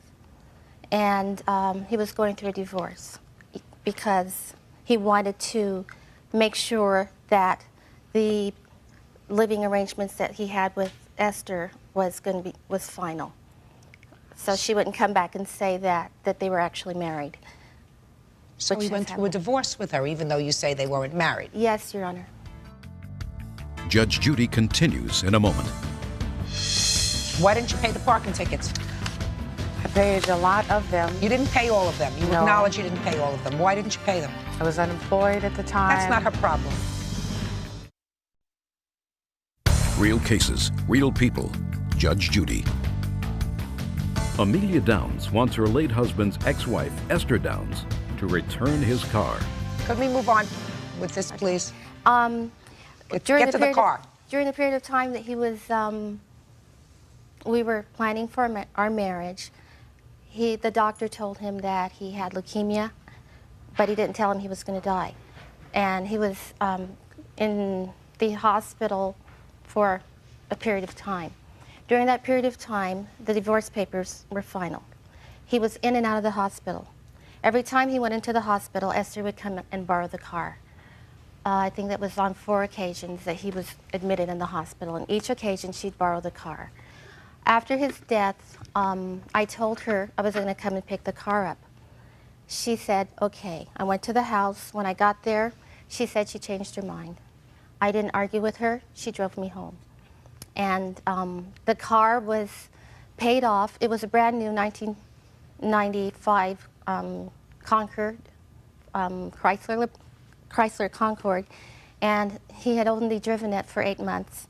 It was $22,000 and had a $17,000 payoff. Upon his death, it was paid off. And how was it paid off? The insurance that he purchased it from the credit union. Okay, so it's free, car is free and clear. So she went to the credit union and told them that the car belonged to her. I told him that it belonged to him because it was in his name. They didn't know who to give the pink slip to, so she has had the car ever since. Ever since 1995? Yes. Now, you say that you spent some money on this car. Yes. Tell me about the money that you spent on this car. She got a lot of citations, parking citations, and other citations for not having tabs on the vehicle because she was driving it. And then the car was towed from in front of her house, where it stayed in the tow yard for 3 months. I assume she wasn't going to take it out, perhaps because she may, I don't know if she does or not, have another car. I was told that the car was going to be auctioned, so therefore I didn't want to auction. I said if I can sell the car. So I paid off her citations. I took the car out of hock, and all of that equaled $4,000 plus dollars. You have proof of that? Yes, Your Honor. Can I see it, please? Why didn't you pay the parking tickets? I paid a lot of them. You didn't pay all of them. You No. acknowledge you didn't pay all of them. Why didn't you pay them? I was unemployed at the time. That's not her problem. No, but it's my reason. No, but it's not her problem.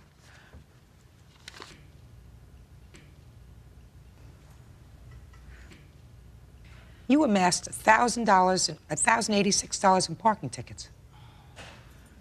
You or your son? Who drives the car? No, I did. You did? Yes. So they towed your car in order to get the car back because there was a lien fee, a storage fee of $26.98.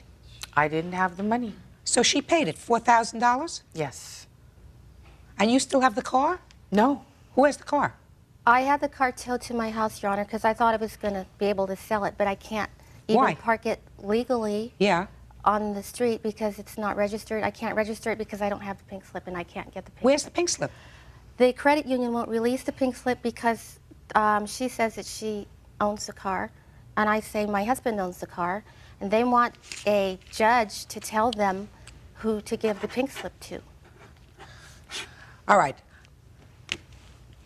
You have 2 minutes to tell me why you think this car is yours. I don't really think it's mine. I think my sons have an interest in his estate. Since he didn't have a will, I was named designator for something. My sons were designator for something else. So your sons receive funds? No, they haven't. They were designated beneficiaries, which they have not been able to collect. Well, I assume that eventually, if they are designated beneficiaries, they're going to be collecting that money. So. In your judgment of divorce, it provided that the car was his alone, correct? Yes. Okay. Judge Judy continues in a moment. It seems to me this car was purchased in 1995. $22,000 is what it was purchased for. Let us assume that it is depreciated over the last 2.5 years, and it is worth somewhere around $15,000. Let's assume that. You paid $4,000 just to get the car out of hock that you put the car in.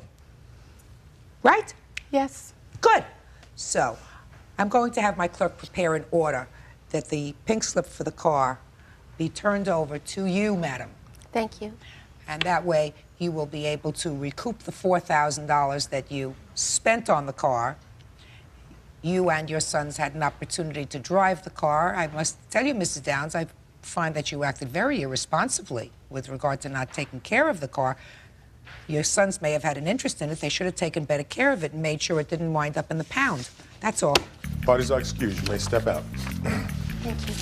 Out the back door to your right. Judge Judy continues in a moment. Back door to your right. And on the next Judge Judy. I'm glad it's settled. I did tally up the tabs. Amelia deserves that. And as far as the car, you know, it's been awarded to her. I think that's fair if it makes up for it.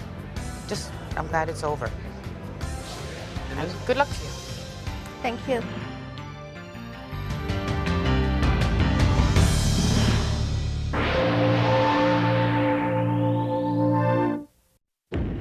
We grew up together. We've been through thick and thin.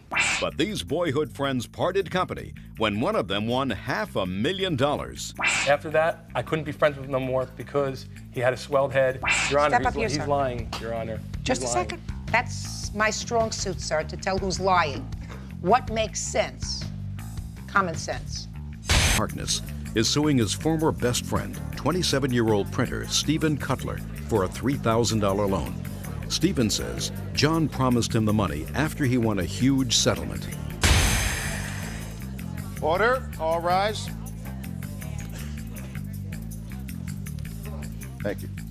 Judge, this is number 388 on the calendar in the matter of Harkness versus Cutler. Parties have been sworn in. Judge, you may be seated. Sir, proceed, please. Former friends Correct. fight over money. Not correct. Unfortunately. Well, that's why we're here, sir, because this is Correct. a dispute over money. Correct. According to you, Mr. Harkness, you lent Mr. Cutler $3,000. Yes, that's correct. Mr. Cutler says it was a gift. Correct. So why don't you tell me, sir, how did this loan come about? Well, in the beginning of 1995, Stephen was living in a house. He was renting a room. He couldn't live at home. His father, they kicked him out of the house, and he couldn't live at home. He had nowhere else to go, and he was also getting kicked out of this new apartment that he had gone into. And he came to me and said, you know, John, can you give me $5,000? I said, Stephen, you know, $5,000 is a lot of money. You know what I mean? I really can't give you $5,000. I said, if What kind of work do you do that you had well, thousands of dollars? unfortunately, when I was younger, I had cancer, and I had gotten a settlement for it. And so when How did you get a settlement for having cancer? well, because I was misdiagnosed for not having it. And then I did have it, so it was a big, drawn-out thing. When I was 19, I got a settlement and put it away and invested it for my children. How much did you get? It was about $500,000. So when, And Mr. Cutler, you knew that he was getting a settlement? Yes. Okay, go ahead. So Stephen came to me, like I said, asked me if I can give him $5,000. He didn't say lend. And I said, Stephen, I can't give you $5,000. I can let you borrow $3,000. He said, oh, come on, you can give me $5,000. You got the money. I said, Stephen, it's not about if I have the money. I can't afford it. You know, I was going to school. I put myself through college. And that was even before I got the settlement. So I've been working hard my whole life to save my own money. He said, come on, please, please, please, you know. I said, all right, listen, I can let you borrow $3,000, but you got to pay me back. He said, well, I can't pay you back right away. I said, Stephen, I know you don't have money. If it takes you a year to pay me back, just pay me, you know, in drips and drabs, whatever you can, you know.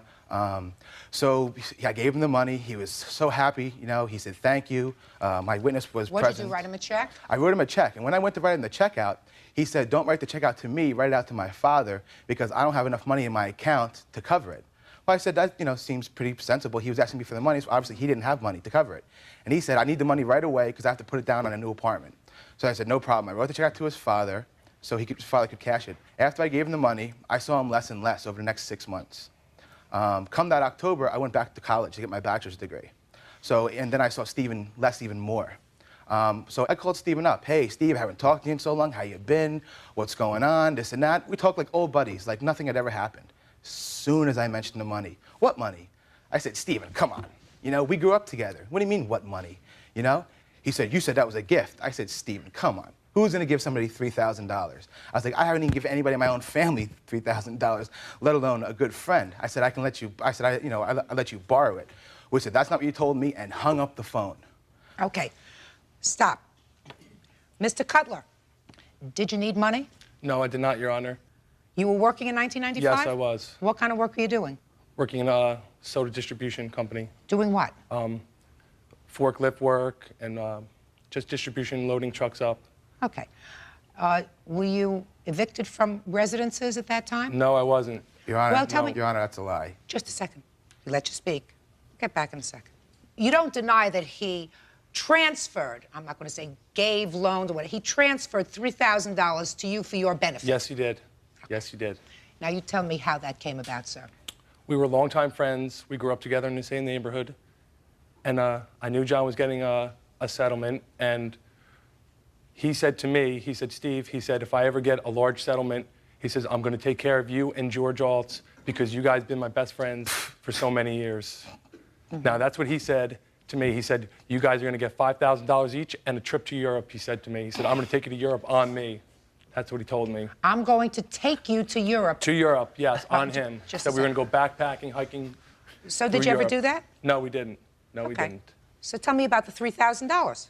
So as time went on, we were in the basement and together, and he said, Steve, he said, remember when I told you I was going to give you $5,000? I said, yes. He said, well, I can't afford to give you $5,000. He said, I spend a lot of money. He said, but I could afford to give you $3,000. You mean, and that just came out of the blue?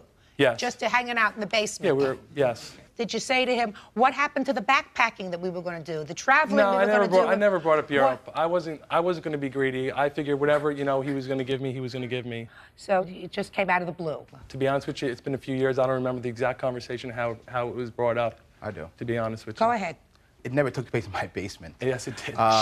When he was living in the house and he was getting kicked out, that's when the money transpired, actually. Mr. Alt was present. He was present? Step up here, sir. Yes, he was. Your Honor, Step up here, he's sir. lying, Your Honor. Just a He's lying. second. That's my strong suit, sir, to tell who's lying. What makes sense? Common sense. Yes. How you doing? Your name is... I'm George doing Waltz. fine. How are you doing? Good. Pleased to hear that. Your name is? George Waltz. Basically, me and Steve talked about getting a loan from John. Actually, it wasn't a loan. We wanted to receive $5,000. Stephen ended up asking him. I just kind of stayed off to the side. Short time after, Steve came back and said, he's not going to loan us $5,000. He'll let us borrow $3,000. Why were you looking to borrow money? Because I was in debt at the time, and I had a lot of bills. So did Stephen. So Stephen said, you know, I asked him, he would loan me $3,000. I said, I don't want a loan. If he's going to give me $3,000, I'll take the $3,000. I don't want another loan to get out of debt, to get back in debt with a friend. So I said, it's not even worth it. Why would you think that your friend, Mr. Harkness, would give you money? Like, we grew up together. I would. You got to understand our circumstances. You know, we've been through a lot since little kids. I thought maybe we can get some money from him Can I add something, as Your a Honor? friend. Sure, step up here. Who are you? My name's Joseph Smeltzer. I know all three of these men here for well over 15 years. When John received his lawsuit, for years, well before he received it, Steve and George had been his best friend, lifelong best friends. John had bragged countless times, and specifically, that he was going to take care of them financially and give them a gift. That's a lie, Your Honor. Just a second. Were you present, sir, when you heard any discussion about $5,000 and a trip Yes, to I Europe? was, many times. He made a lot of promises to a lot of people, not just Steve and George. I mean, he bragged that he was going to take care of a lot of people in many different ways. And Just a minute. A lot of people do that. Yes, they do. A lot of Absolutely, people they do that. But you got to consider the fact when best friends of this nature, they're considered like family. They grew up all their lives. It's more like family. It's like if I came into $1 million tomorrow, I'd have no problem giving Steve $5,000. Judge Judy continues in a moment. He's a bitter man because I couldn't be friends with him no more because he had a swelled head and I couldn't deal with him no more. And later today, You're going to give a box of ashes to your children and say, here, hold your grandmother? real cases, real people. Judge Judy. John Harkness wants his former best friend, Stephen Cutler, to give him back the $3,000 he loaned him. Stephen claims the money was a gift. What you, Mr. Cutler, is suing for is on a contract. You say that there was a contract, and your contract with him was that he was going to give you a gift, right? Correct. A contract requires, in the law, something called consideration. There has to be something that you give to him and something that he gives to you in order for it to be enforceable. Otherwise, it's just puffing. I'm going to take care of all of my friends. Now, there's a certain amount of common sense that suggests to me that you are having certain problems in 1995. Your That Honor, has a ring of truth to it, sir. Your Honor, $3,000 wasn't going to make any difference in my life at that time. He was getting kicked out of the whatsoever. Just a second. Whatsoever, Your Honor. Just a second. Then why, Mr. Cutler, would you think, sir, that after several years, because this transaction took place several years ago, that Mr. Harkness would at this point sue you for the $3,000? Because he's a bitter man, Your Honor. Why just a second. Why do you think he's a bitter man? He's a bitter man because I was friends with him for a year after he gave me the $3,000. After that, I couldn't be friends with him no more because he had a swelled head and I couldn't deal with him no more. And a lot of people the same way. So don't tell me about a lot of other people. What Two about years you? later, he calls me up on the phone and said, Steve, he says, the money that I gave you, I want it back. I said, John, you gave it to me as a gift. He said, doesn't matter. We don't speak no more. He says, I want the money back. Never I said, well, you're not going to receive the Never money. You gave it to me as a gift. Nope. And he said, well, I'll see you in court. And I said, I'll see you in Your court Honor? then. Just a second. I'm going to resolve this in a minute. Did he make the check payable to your father? Yes, he did. He told me, Your Honor, the reason why he made it out to my father was he told me, he goes, I don't want you spending it all in one place. He goes, I feel if your father is involved with it, he goes, your father will look out for the money better than you will. Not true, and that's why he wrote my check to my father. Oh, no, no. You see, a very important thing for you to remember, sir, is that common sense is what's supposed to prevail in a court.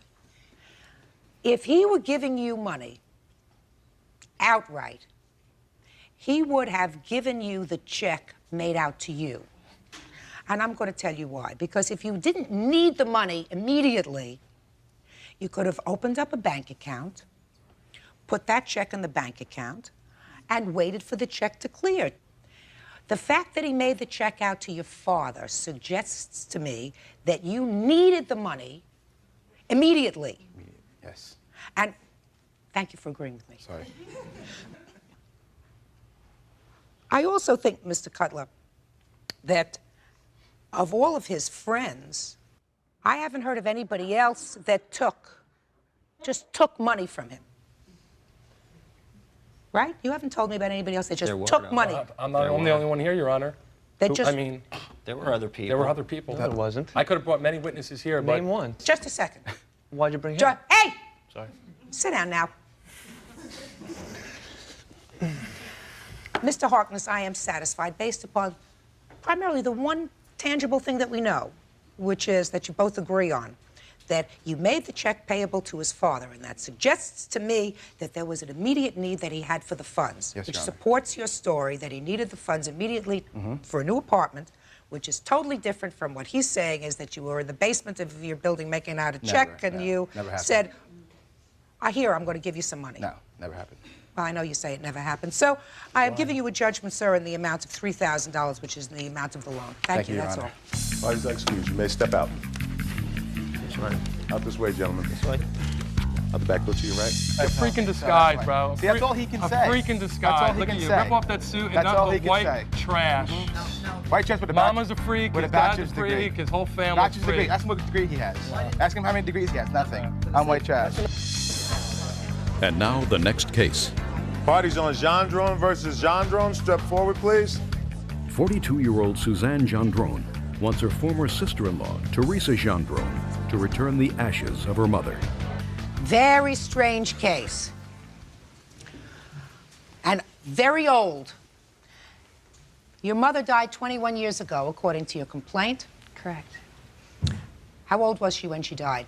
She was 54. And according to your complaint, your former sister-in-law, that's you, has her ashes. Correct. And she's had them for 21 years. Yes. You want them back? Yes, Your Honor. First, what took you 21 years? I have been asking her since my children were born. We had an agreement that if and when I had children, because I was not married when my mom passed on, if and when I had children, that she would give the ashes to me to watch over my children. And when did you make this agreement? This was the year after my mother died, and we had agreed to that. And I began asking her for them when my daughter was born. My daughter, Sarah Louise, she's named after my mom. And I have not been successful in getting them from her since then. And we need her very much. Judge Judy continues in a moment. You don't know what it's like growing up in a house Well, full of that, men you know, it's with not no like woman's Susan. touch. Susan, I'm No sorry. one- What woman's touch are you going to get from an urn or an ash? Real cases, real people. Judge Judy. 42-year-old Suzanne Gendron wants her former sister-in-law, Teresa Gendron, to return the ashes of her mother. Hello. How are you? So? So, I never agreed to give her back the ashes when her children were born. My mother-in-law confided in me that when she passed away, she wanted to be cremated, and she wanted her ashes thrown where her father used to dock his boat in Long Branch. I never knew exactly where this was, so I didn't want to just take her and just put her ashes anywhere. So the reason that I still have the ashes is because to this day I don't know exactly where she wanted her ashes thrown. She asked me to do this. I took it seriously, and that's why I still have the ashes. I never agreed to give you back the ashes. Were you close to your mother before she died? Yes, I was very close. And did you hear her say, was she ill before she died? No. She was not. So this No, she was, was her not. death was sudden? Very sudden. She had a heart attack. When did she tell you that she wanted to be cremated? She lived in Plainfield, and when she was in Plainfield, we spent a lot of time together. Suzanne didn't live in Plainfield. Suzanne lived in Montreal. And on one of our outings or trips to the shore, she told me that this is what she wanted because that's where she felt most peaceful. That's Now, right. Is that right? Yes, and I have explained to my sister-in-law that I am prepared and I insist that we fulfill my mother's last wish. My Aunt Beth and my brother went last summer together to the exact spot where my mom wants her ashes scattered, and it was always in the agreement that I would have my mother for a short time and then we would all go to that spot. We know exactly where it is. Great. Well, And then we this is a want- very easy lawsuit to We want resolve. to fulfill my mother's last wish. And so do you. And so do I. Good. And when do you intend to do that? Well, I was unaware that the aunt and my ex-husband knew or even went to this spot. Well, What but I then- want to know is why they didn't include me and bring me with them so that we could have fulfilled my mother-in-law's wishes a year ago. Absolutely. That's going to happen. That's going to happen. That's I never going to said I happen. wouldn't. When do you want it to happen is the question. On her 25th, on the anniversary, the 25th anniversary of her death, which will be in 3 years. No. Why would you want to wait another 3 years? Because I don't have very long to live. I've been diagnosed with 2 different terminal illnesses. And I would like, for my children and for myself, I have some very difficult battles to fight. And I need my mother's strength. And I don't think that after 21 years, I don't think that 2 years or 2.5 years is going to hurt my mom that much. I think she'll enjoy being with me, her daughter, and her grandchildren. Ms. Gendron, what you say is very sad, but you can't give yourself, nobody can predict the moment that an illness that you have, even if it's a terminal one, is going to cause you to leave this earth. And I wouldn't like you to live under that kind of an onus anyway. I mean, that's a terrible thing. Right now, your mother, and you acknowledge that, had a dying wish, and her wish was that she be cremated, which she was, and that she wanted to rest peacefully, having her ashes dispersed in a certain way. Yes. So you have to do that. Yes. And you have to do that now. It's been all too long delayed. Judge Judy continues in a moment.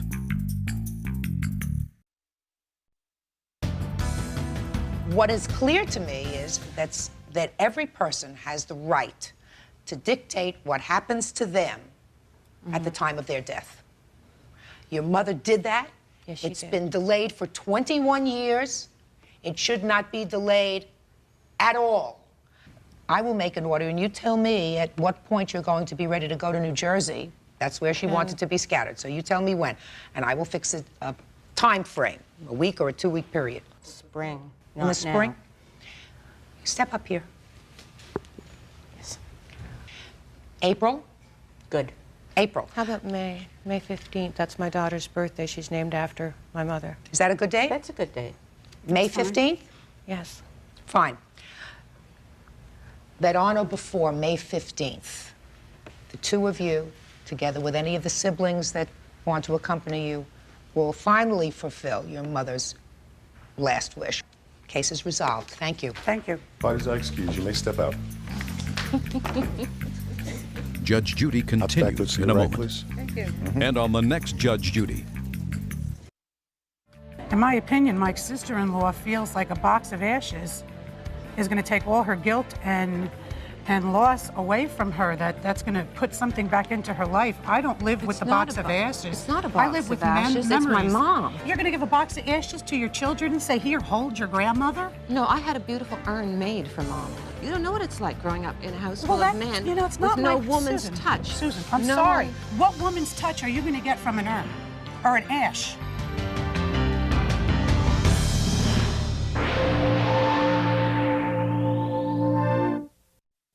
Michael, Fess up! His dad and stepmom co-signed the truck loan. Now he's left them stuck with the bill. If it was between my dad and I, we wouldn't be here. Somebody's got to be aggravated with this lawsuit. Bird doesn't want to be aggravated with this lawsuit. All right? Michael, fess up! Nanette Dixon want David's son, 30-year-old Michael Dixon, to pay them back for his repossessed truck. Michael says the debt was paid. Order. All rise. Quiet in the courtroom. Now, this is case number 440 on the calendar in the matter of Dixon versus Dixon. Parties have been sworn in, Judge. You may be seated. Mr. Dixon, this is your son. Yes, it is. And some time ago, according to your complaint, he wanted to buy a truck. That's correct. Couldn't get credit on his own, That's right. so you co-signed for the truck. Yes, I did. How old were you at the time, sir? That would make me 19.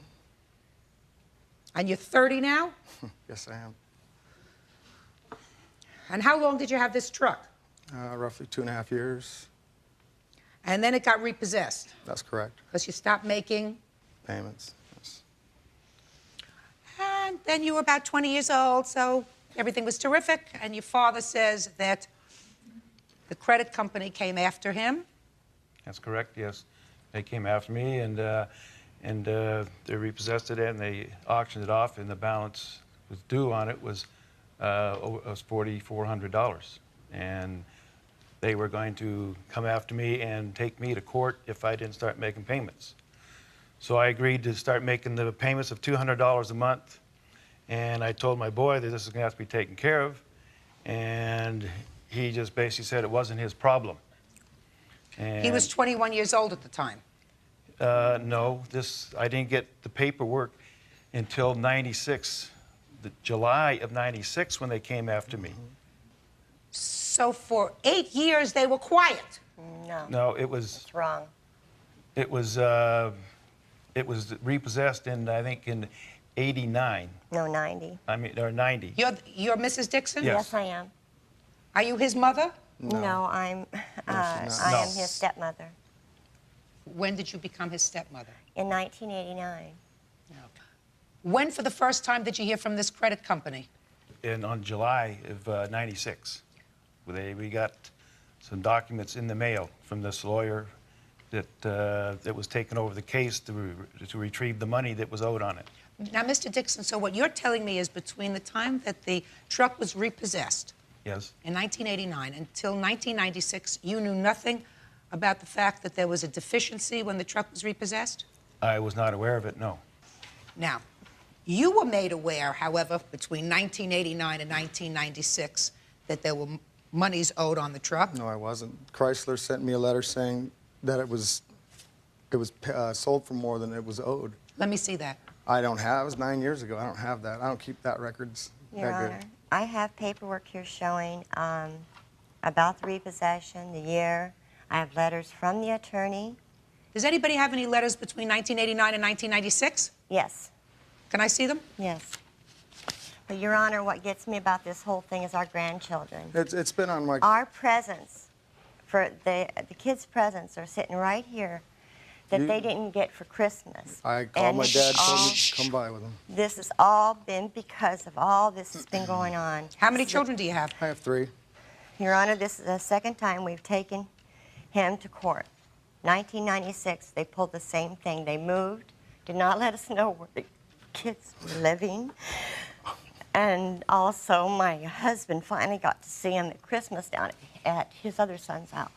Well, that was in '96. It was in '96. So they kept us from us for 5 months. Grandkids.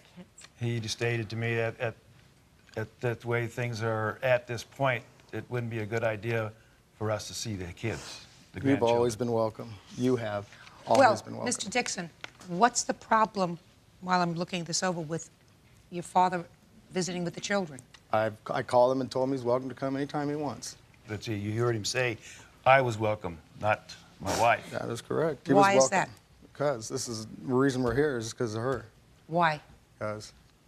Well, tell me. Why do you think the because reason? this is what she does for a living. What do you mean this is what Sues. What? No, come on.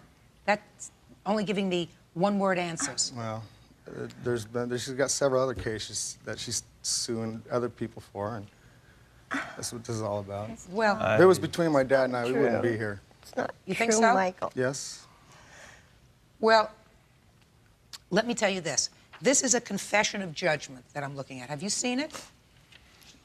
No. Judgment? For what? Well, it's a confession of judgment before lawsuit. And it's against your father by the finance company. Whereas he agrees to pay the balance due, which was $4,400, sir, so that they wouldn't sue him. I've got paperwork that says it's a paid repossession, that I owe zero. Well, but if that's true, sir, then you should take that up with the credit company. You should take care of what your father has been paying, and then take it up with the credit card company. It's not my.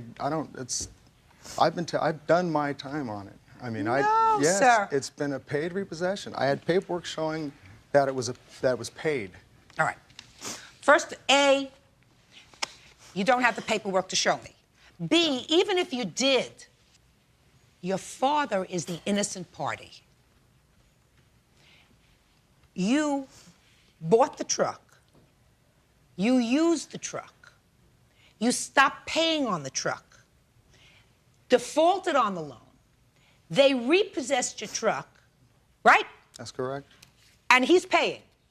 Now, if he's paying, and he's paying because the credit company is wrong, why should he have the aggravation of having to deal with them when it was your problem?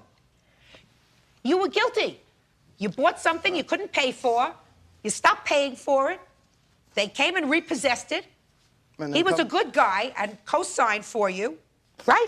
Yeah. So you got to take over the aggravation. Why should he have the aggravation? Well, maybe we got to check into the records. Maybe they're wrong. Who's wrong? Wherever they get this paperwork. Right! What do you mean we? You. Not him. I'm not being sued by them. Michael, it's your problem, sir. You're a grown-up. Your father merely did you a favor and said, I will guarantee the payment. Certainly, they can go after him. But it's your problem. Don't you understand that? Sir. Judge Judy continues in a moment.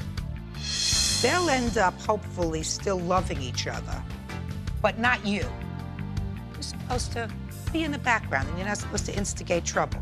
And later today, You couldn't tell which phone calls were hers and which phone calls were yours. Yes. Because you were dating her brother. No, she was Well, she dating was my dating brother. your brother. I don't even know your brother. Listen, hey, Since when? Miss Hunter, don't talk to each other, because you annoy me. real cases, real people. Judge Judy. David and Annette Dixon say they had to pay the bank for his son, Michael's repossessed truck. Michael says the repossession took care of the debt. Michael, there comes a time you have to grow up, sir, and accept responsibility for what you do. How many kids do you have? 3. You take care of them? Oh, yeah, very well. Do you have a father who tried to do the same for you? You have brothers and sisters? Yes, I do. Do you see them? Oh, yeah. Do you see them? Yes. And as far as your kids are concerned, you never use your children as... I never have. Good. All right. Never have used them Fine. as a tool. Then don't. Don't. It's the wrong thing to do. In this situation, this is your aggravation. Somebody's got to be aggravated with this lawsuit. Bird doesn't want to be aggravated with this lawsuit. Right? Right? Your father shouldn't be aggravated with this lawsuit. If somebody made a mistake, then you should say, Pop, they made a mistake. Let me take it over and I'll look into it. And I'll take care of it. So, Michael, fess up. Your Honor. Listen, let me tell you something about being a stepmother. Yes. You're supposed to butt out. Okay. Because they'll end up, hopefully, still loving each other. But not you. You're supposed to be in the background, and you're not supposed to instigate trouble. You got it? Good. All right. But meanwhile, you're suing for $4,000. Now, is that what you have actually paid? No, we have paid $1,600 on this. He has paid me a total of $400 in 14 months. So you have been making some payments, sir?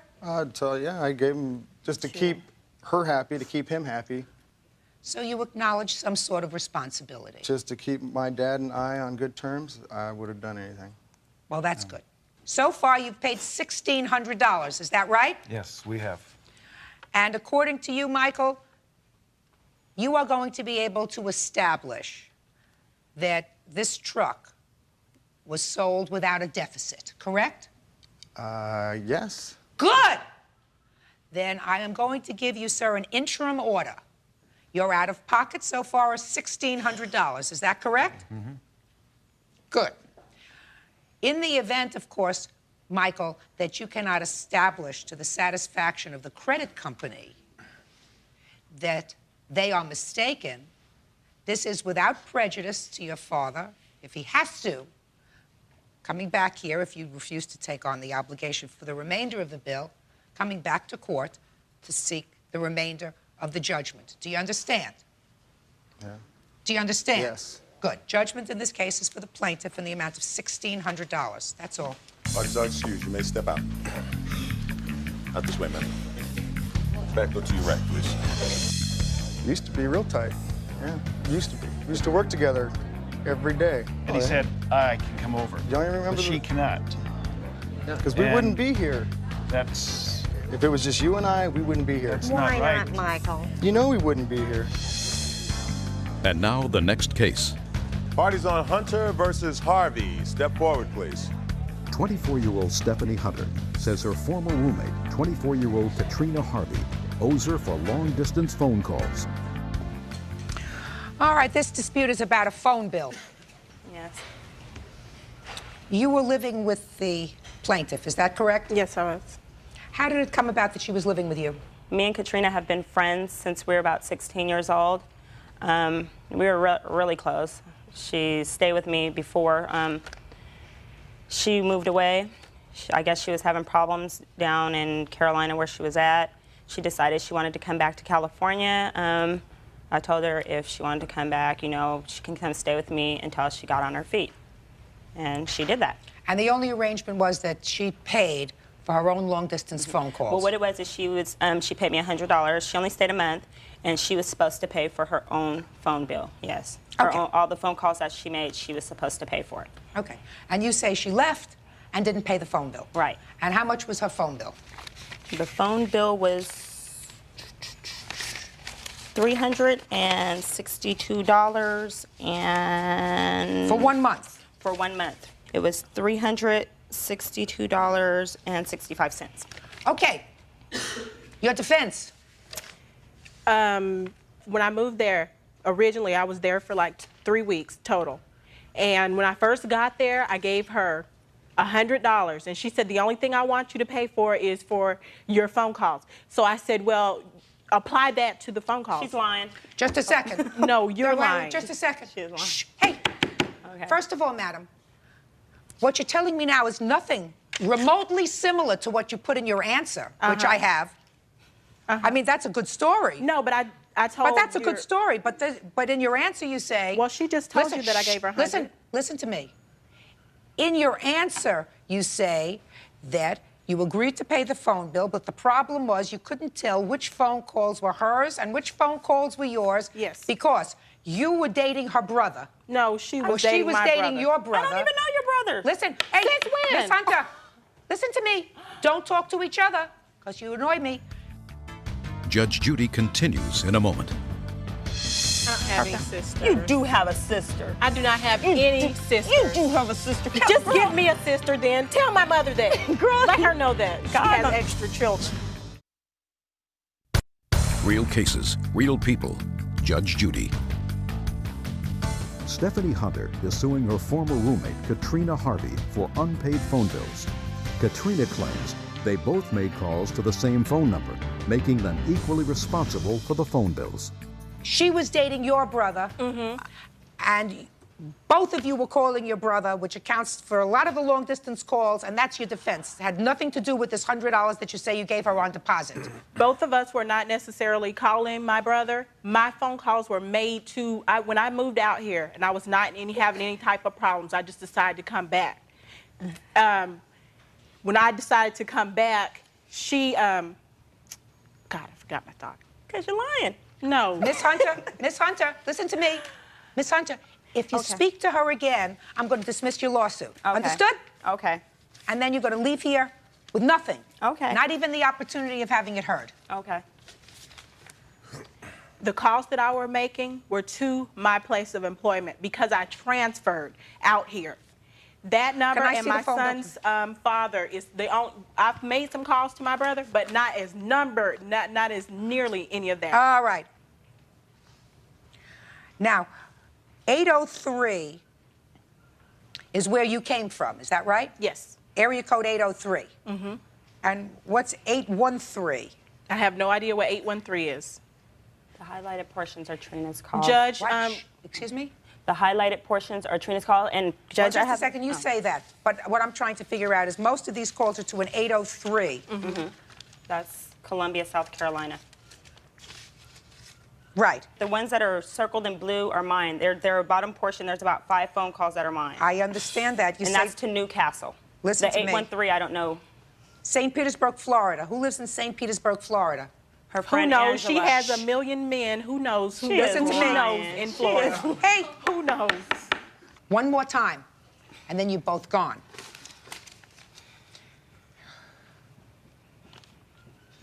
Do me a favor. Would you add up all these Newcastle calls here for me? Sure. And how does she want a reconnect fee when her phone was already disconnected long before she ever received that bill? Just a second. No, it wasn't. Yes, it was. You was calling me from a payphone harassing me. No, I wasn't. Yes, you were. Trina, that was after that.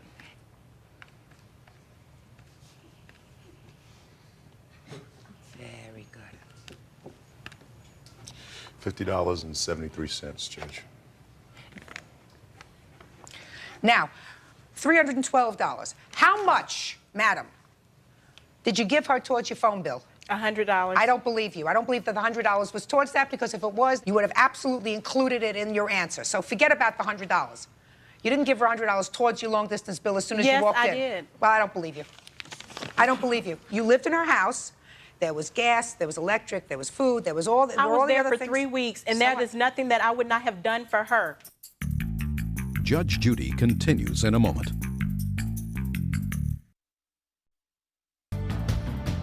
I don't believe you, but let us assume I did believe you. You still would have owed her over $200 for the phone. How much did you give her?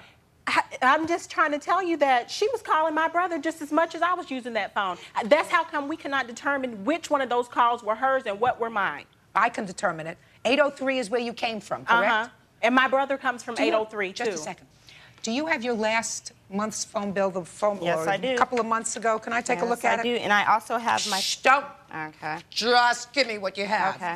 Here you go. Because This what one I would too. like to do is just to compare to see how many times she called her brother in previous months. She did not get in Call her touch with him until she got in touch with me. You know, you got a good story all the time. I'm just going to look at this and see. Just a second. Now, she wasn't very close to your brother. No. She wasn't very close to your brother. And this is for what month? June? Oh, yes, this is the same month. Yeah. And then you come. I do not believe, madam, that you gave her $100 in advance towards your long-distance bill. I don't believe that at all. What you owe is $312, and the judgment in this case is for the plaintiff in the amount of $312. That's all. Parties are excused. You may step out. Judge Judy continues in a moment. And on the next Judge Judy. She's scandalous. You know what I'm saying? She's scandalous. Point blank, that's why she ain't got nothing, ain't gonna have nothing, ain't nothing good gonna come to her. Her family, her brothers, her sisters, I guess, her mom. I don't have any sisters. You do have a sister. I do not have any sisters. You do have a sister. Just give me a sister then. Tell my mother that. Girl, let her know that. She has extra children. She got a sister named Kathy. She lying. Girl, God gonna strike you down.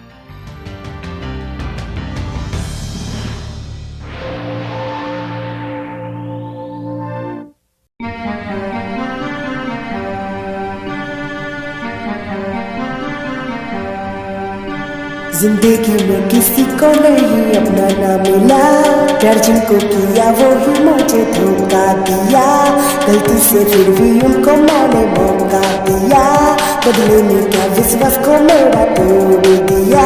मजबूर नहीं मैं क्या, कमजोर नहीं मैं क्या, प्यार करना सबसे बड़ी गलती है तो ये कसूर नहीं तो और क्या।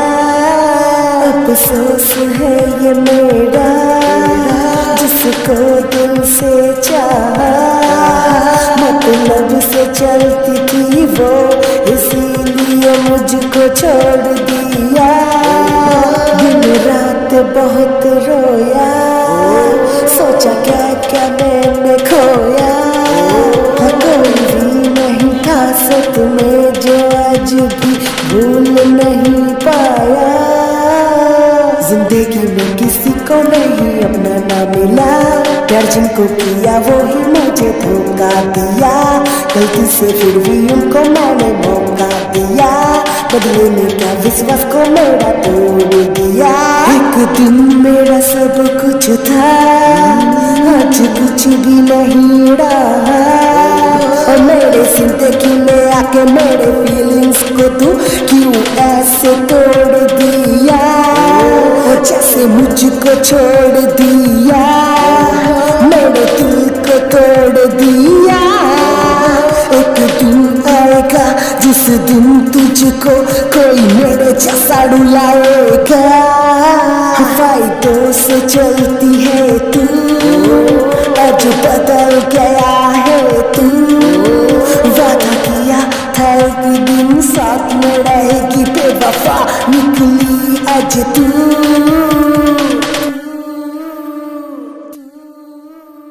जिंदगी में किसी को नहीं अपना ना मिला, प्यार जिनको किया वो ही मुझे धोखा दिया, गलती से फिर भी उनको मैंने मौका दिया, बदले में क्या विश्वास को मेरा तोड़ दिया।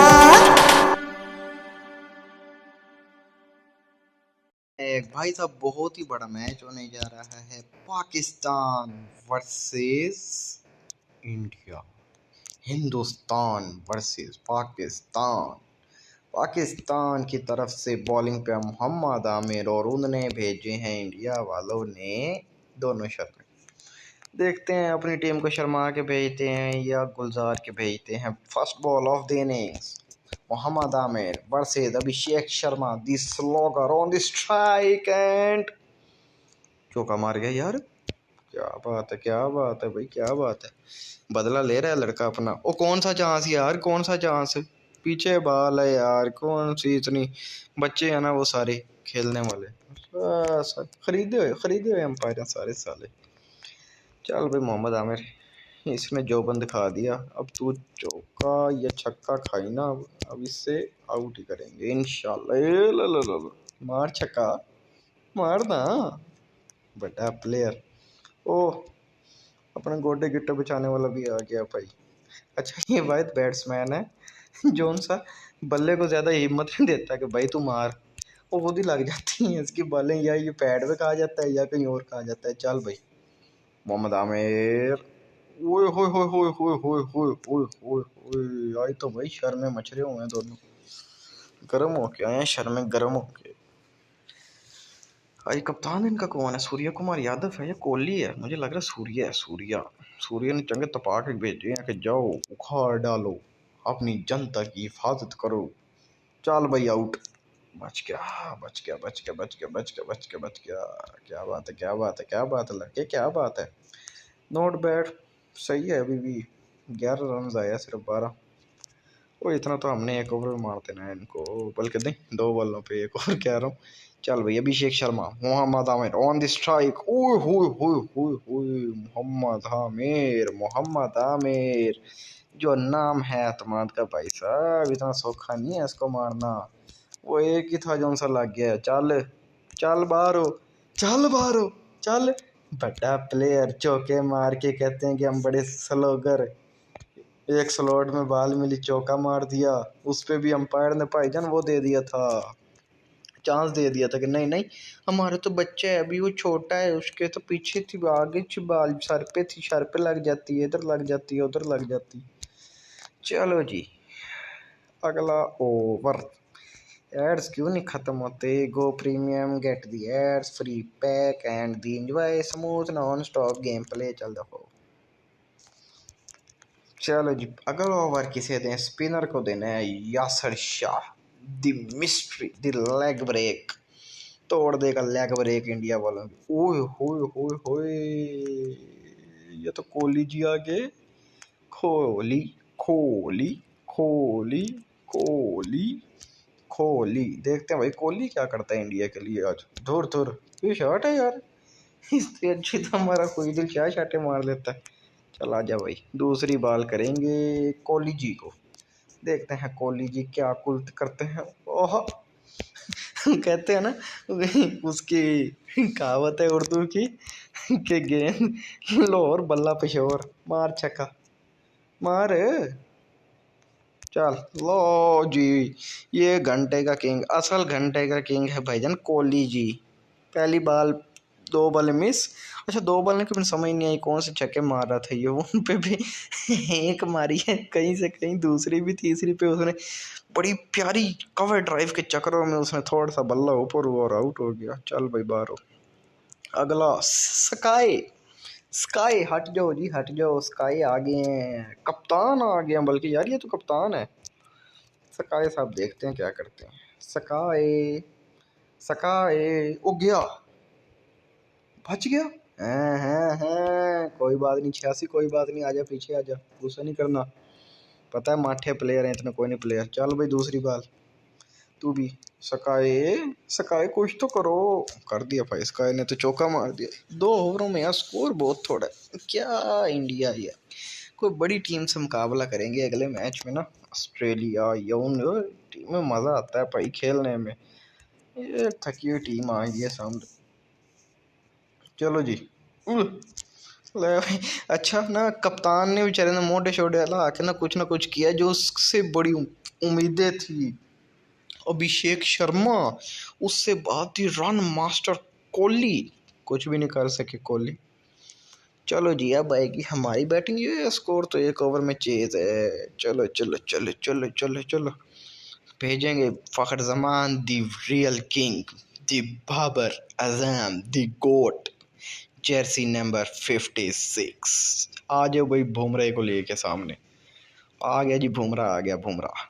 ओए बुमराह बुमराह, चल भाई फखर जमान बुमराह है सामने, देखते हैं भाईजान बुमराह क्या करते हैं, बचा सकते हैं हमें अपने आप से या नहीं। ओए हो, चल भाई पहला चौका, जा चौक के ले आओ। चलो उड़, चलो चलो चलो चलो चलो चलो कप्तान के साथ, चलो चलो कप्तान के साथ। अंपायर भी भाई बड़ा टाइट है, अपनी पूरी टसल निकालते। चलो भाई 20 स्कोर था सारा, पीछे रह गया होना कितना भाजी, 16-17 रह गया होना। ए ओ थोर थोर गलत गलत शॉट सिलेक्शन यार। Thank you umpire thank you. अब अच्छा फैसला किया, जो से तूने पहले फैसला किया ना अभिषेक शर्मा वाला, उस पर मुझे आप पे बहुत कावड़ चढ़ी थी। अब देखते हैं भाई, स्काई है भी कमले दिमाग को, ले न ले, वो नहीं लेता भाई नहीं लेता। केएल राहुल की बातों में आ गया यार, केएल राहुल खलो विकेट दे पीछे। चल पाजी, चलो जी आ जाओ भाई बुमराह जी, आ जाओ भाई बुमराह जी, आ जाओ भाई बुमराह जी। चल भाई छक्का, चौका, छक्का क्यों नहीं गया? जाना छक्का चाहिए यार। ये क्या हुआ भैया? ओ भैया, हाँ ये था असल। ये देखना मैंने कहाँ से सर से उठाई है मैंने ये बॉल, उसके सीने से भी नीचे सी। 9 बॉल नहीं बल्कि चांस दिया था, 9 बॉल नहीं दी थी। चल भाई 9 बॉलें 13 रन रह गया भाईजान बकाया हमें जीतने में ये मैच। ये सकूप सकूप ओ छोड़ गया छोड़ गया छोड़ गया छोड़ गया छोड़ गया छोड़ गया छोड़ गया छोड़ गया। शाबाश शाबाश शाबाश शाबाश शाबाश शाबाश।